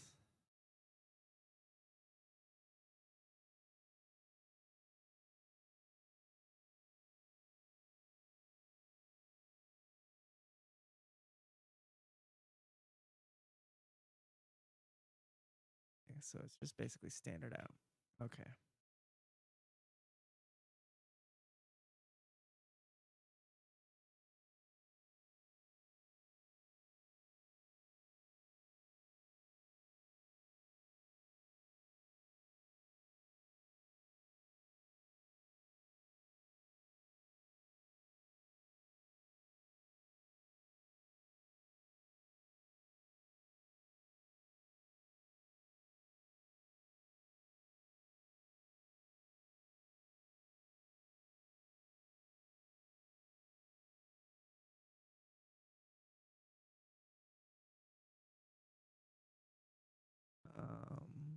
Expected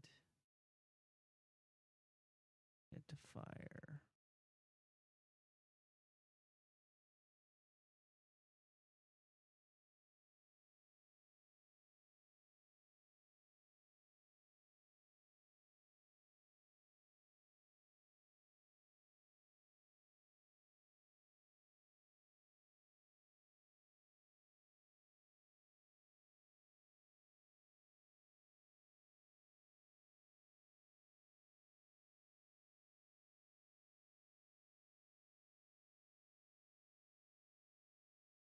Oh, okay. This probably because I'm including this, so there's something weird going on there.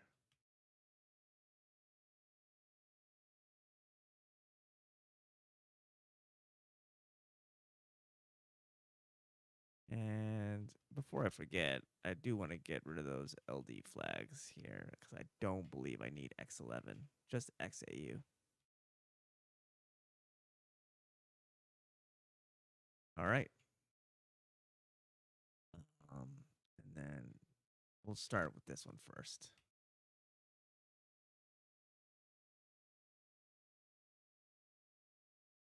And this I know is standard error. So we'll say print error.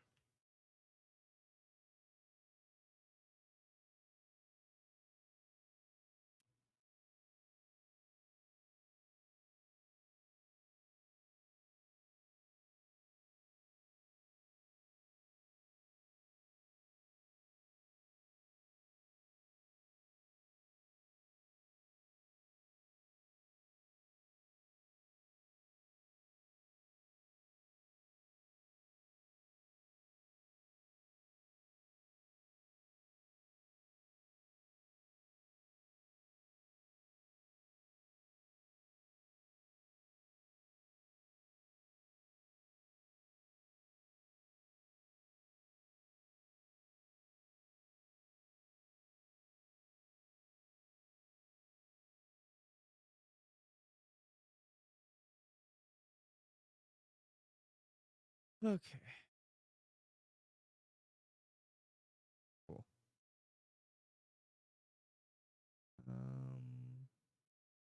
seems to be working. And now finally it here.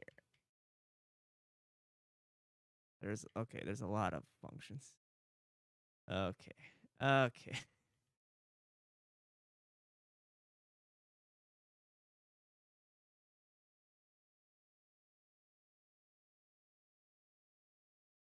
Oh wait, whoops.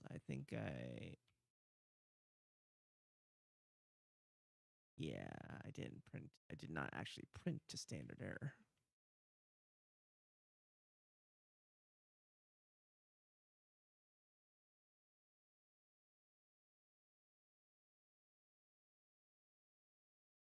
Um,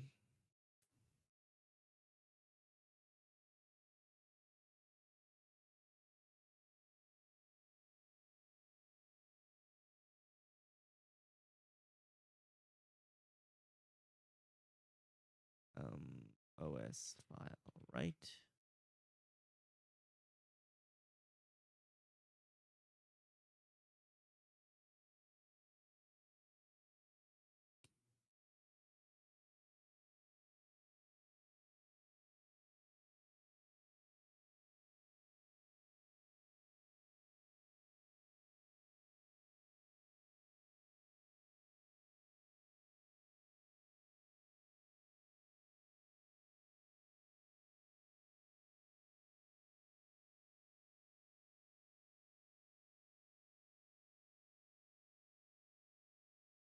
There's a lot of this stuff. Whew.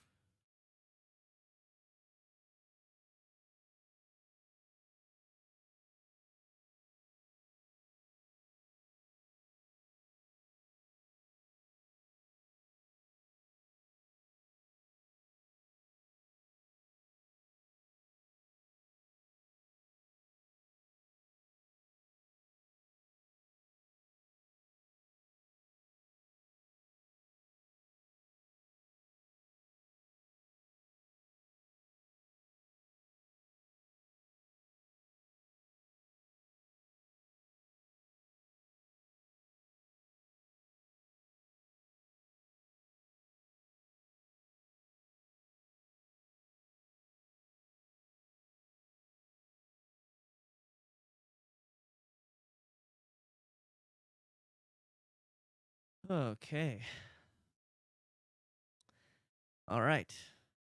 So I think I've successfully refactored the IO buffer to my satisfaction. Um, yeah, I think. Let me get out of here. I think this is fine. And I'm okay with this. Hold on. I'm okay with this. Whatchamacallit, interface.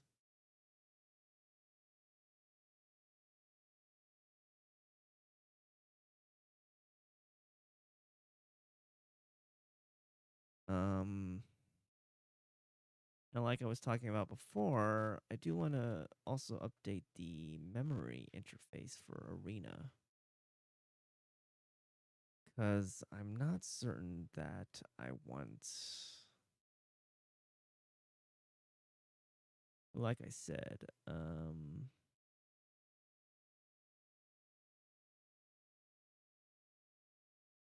let's see here. Let's go to Ring. Yeah, that's fine. What I'm looking for here is within the implementation, whether I am calling. Yeah, I'm not calling. I don't need that anymore.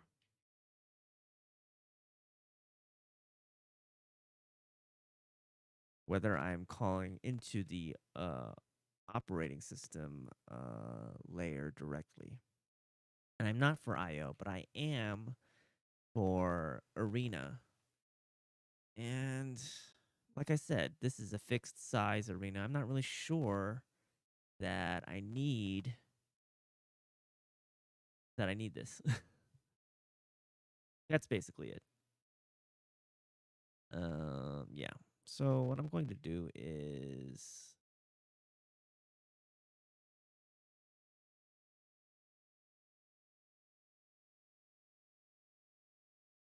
All right. I'll still need that.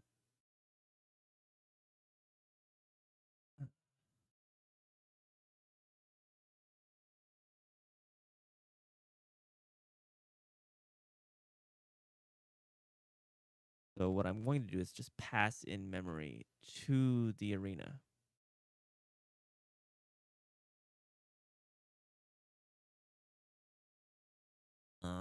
And that is what I'm going to do. So let's see what that looks like in buffer. So I need to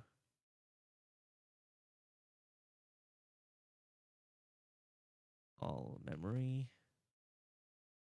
I need to do that here in this layer in the main program area. So if I get memory equals OS memory reserve and commit.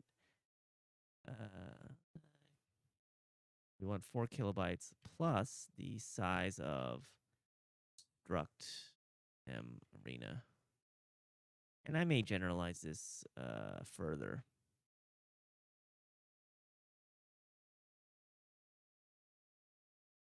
So maybe I should say use 64 size equals 4 kilobytes.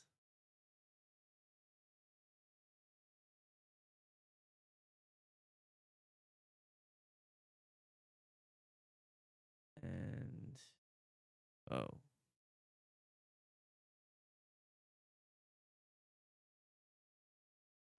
redo buffer.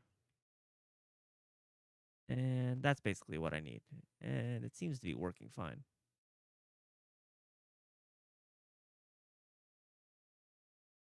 And that's because besides that one call into the operating system that I've now deleted, and I can get rid of this now.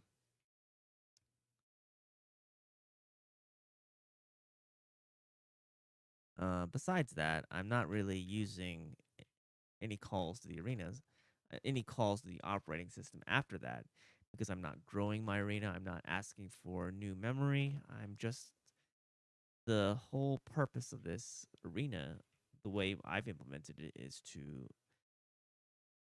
grab a fixed size of memory and parcel it out to several different arenas. All right, that looks fine. So back we go. Remove the core files, remove the BMP file, move the test file. So we go to file. And everything should be pretty much the same except for how I'm calling this.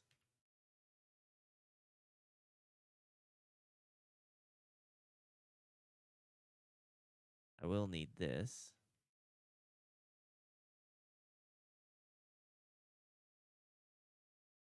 And we can see that there's a test file now.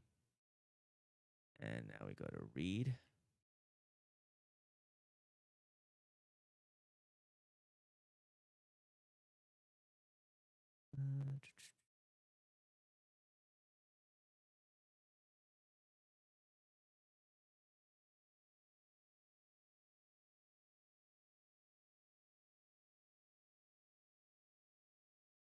Excellent. Next up is Q.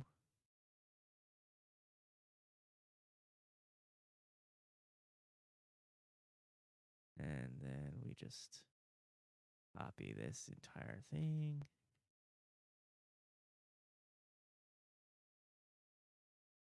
All right. Simple, simple. Indian.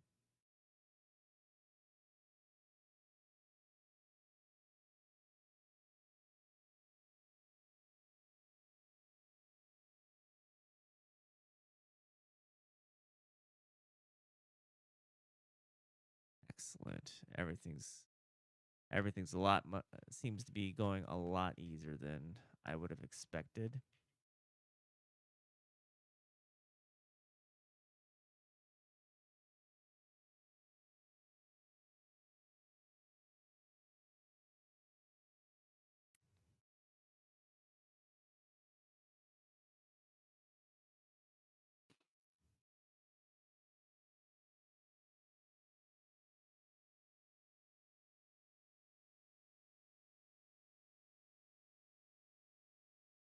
sleep?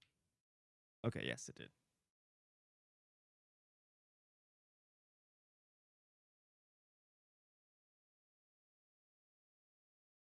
Let's see. Next is env. Um,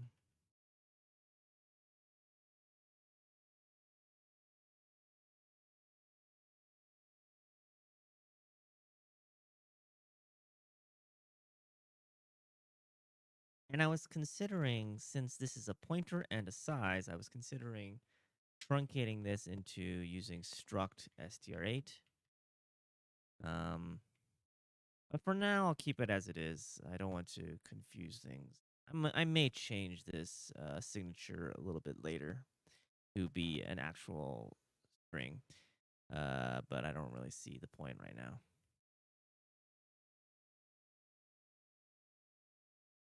Okay. RNG.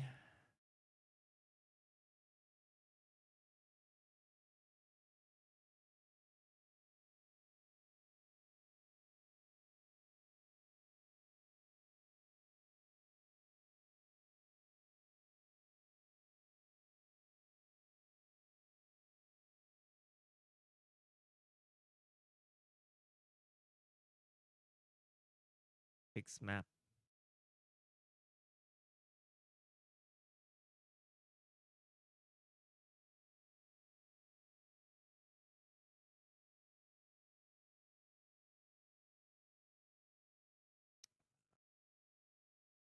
And this is 10 MB.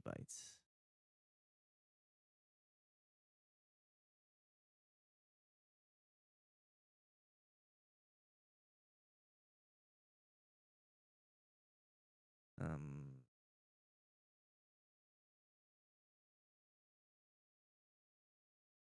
cool.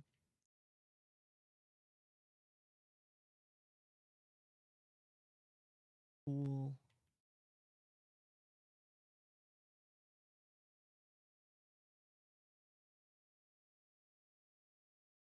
Interesting how everything uses memory.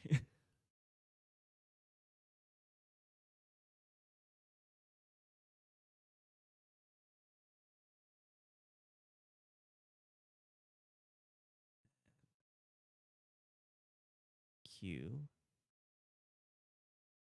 after, I know, not pool.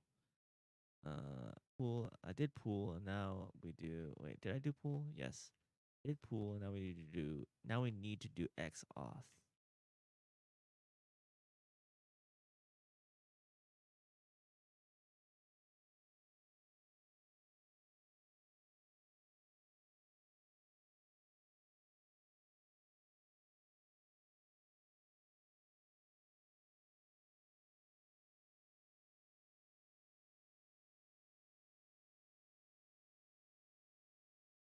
Okay, and then graphics.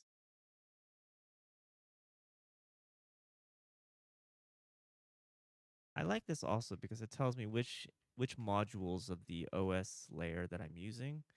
So I can see at a glance, oh, I'm using IO, I'm using memory, I'm using entropy, whatever.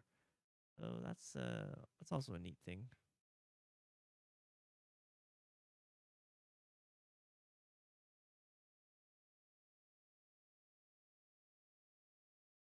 All right, I need a lot more size. I need a lot more. How much was it? 4 megabytes. Graphics. Okay. And X11 protocol.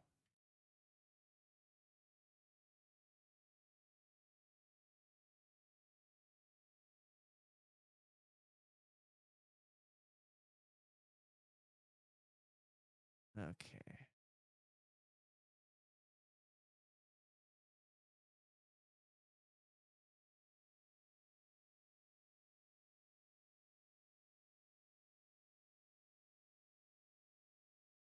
And we're finally done.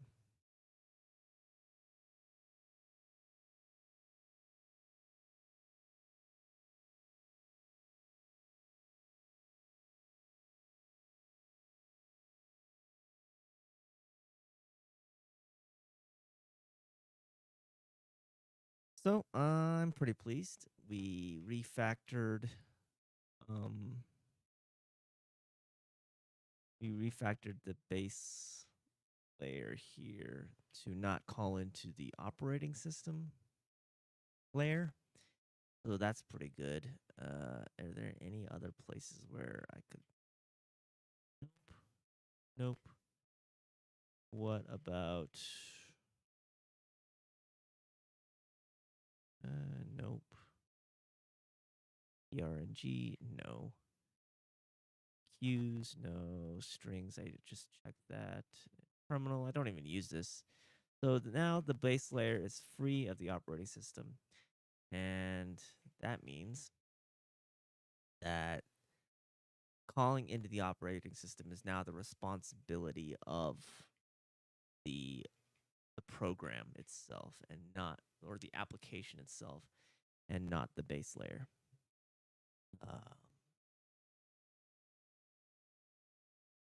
Yeah, and I'm good with that. Let's see. All right. Go to notes. We refactored the IO buffer. Yep. And we decoupled the hyper base layer from the OS. Yep. All righty.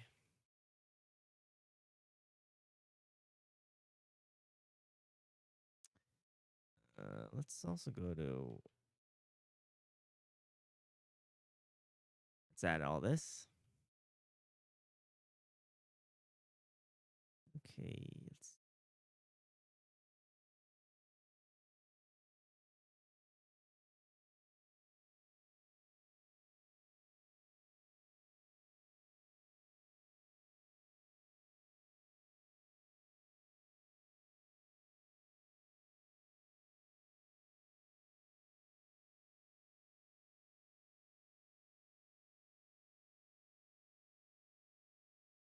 Okay.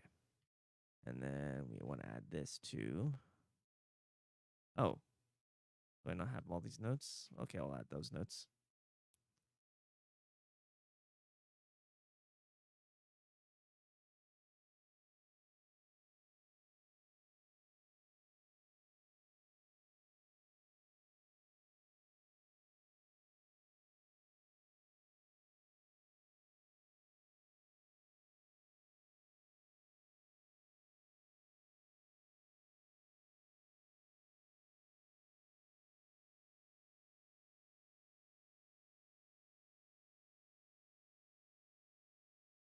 Okay. Um, let's just commit.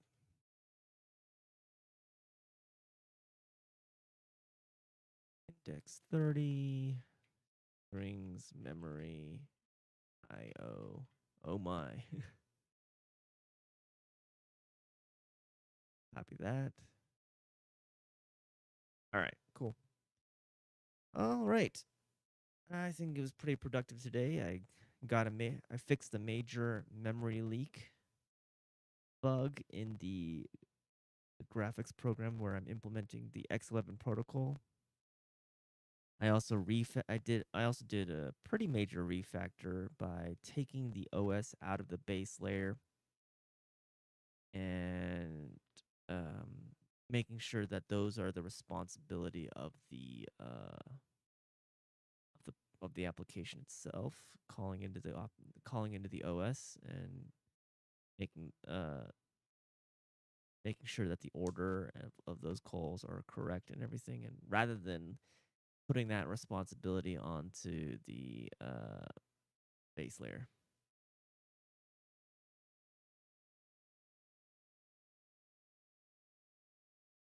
Additionally, no, that's basically what I did. Uh, I, so in order to do that, I had to refactor the IO buffer and also the memory arena, and I did that by recognizing that the strings and arenas and IO buffers are basically the same thing. They're just the underlying storage. The underlying thing there is memory. or arrays and arrays of bytes, and they're just different views and uses of that memory. For instance, a string should be immutable, and I think I haven't been treating it as immutable um, lately in the past, and I plan to be a little bit more careful about that in the future. But I haven't been treating it as immutable. And then there's the IO buffer, which is not immutable. You can add or append data to that buffer, but it still has an underlying memory array or byte array, and it has capacity or the size of that array or the total size of that could be assigned to that array, and then it has a cursor or position. And that's very similar to an array, which has underlying memory storage. And it also has, what do we call it? It also has uh, a total fixed size that you can assign to that array. And then it has a cursor or a position. But its purpose is completely different. Its purpose is completely different from the IO buffer. The arena, its purpose is to assign addresses or parcel out addresses to people and make sure that memory is not touched by other people who want it. And then the IO buffer is just you're just appending data to a buffer for use somewhere else. Anyway, and then I might in the future. Should I say it here? No. I might in the future include ways to convert. Like here, I might include ways to convert an IO buffer to a string. I mean, it's very, very simple because these two are basically, well, actually, it should be U8 buffer and then the position.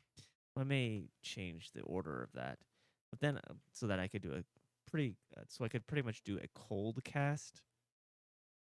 Maybe that's a bad idea. I don't know. I'll need to think about that a little bit more. Yeah, so I could probably convert the IO buffer to a string. I could even probably convert an arena to a string. Because like I said, at its core, it's basically a byte, an array of bytes.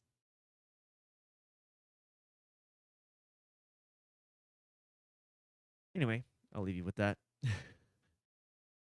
I hope that was entertaining. There was a new chatter. I hope you had fun.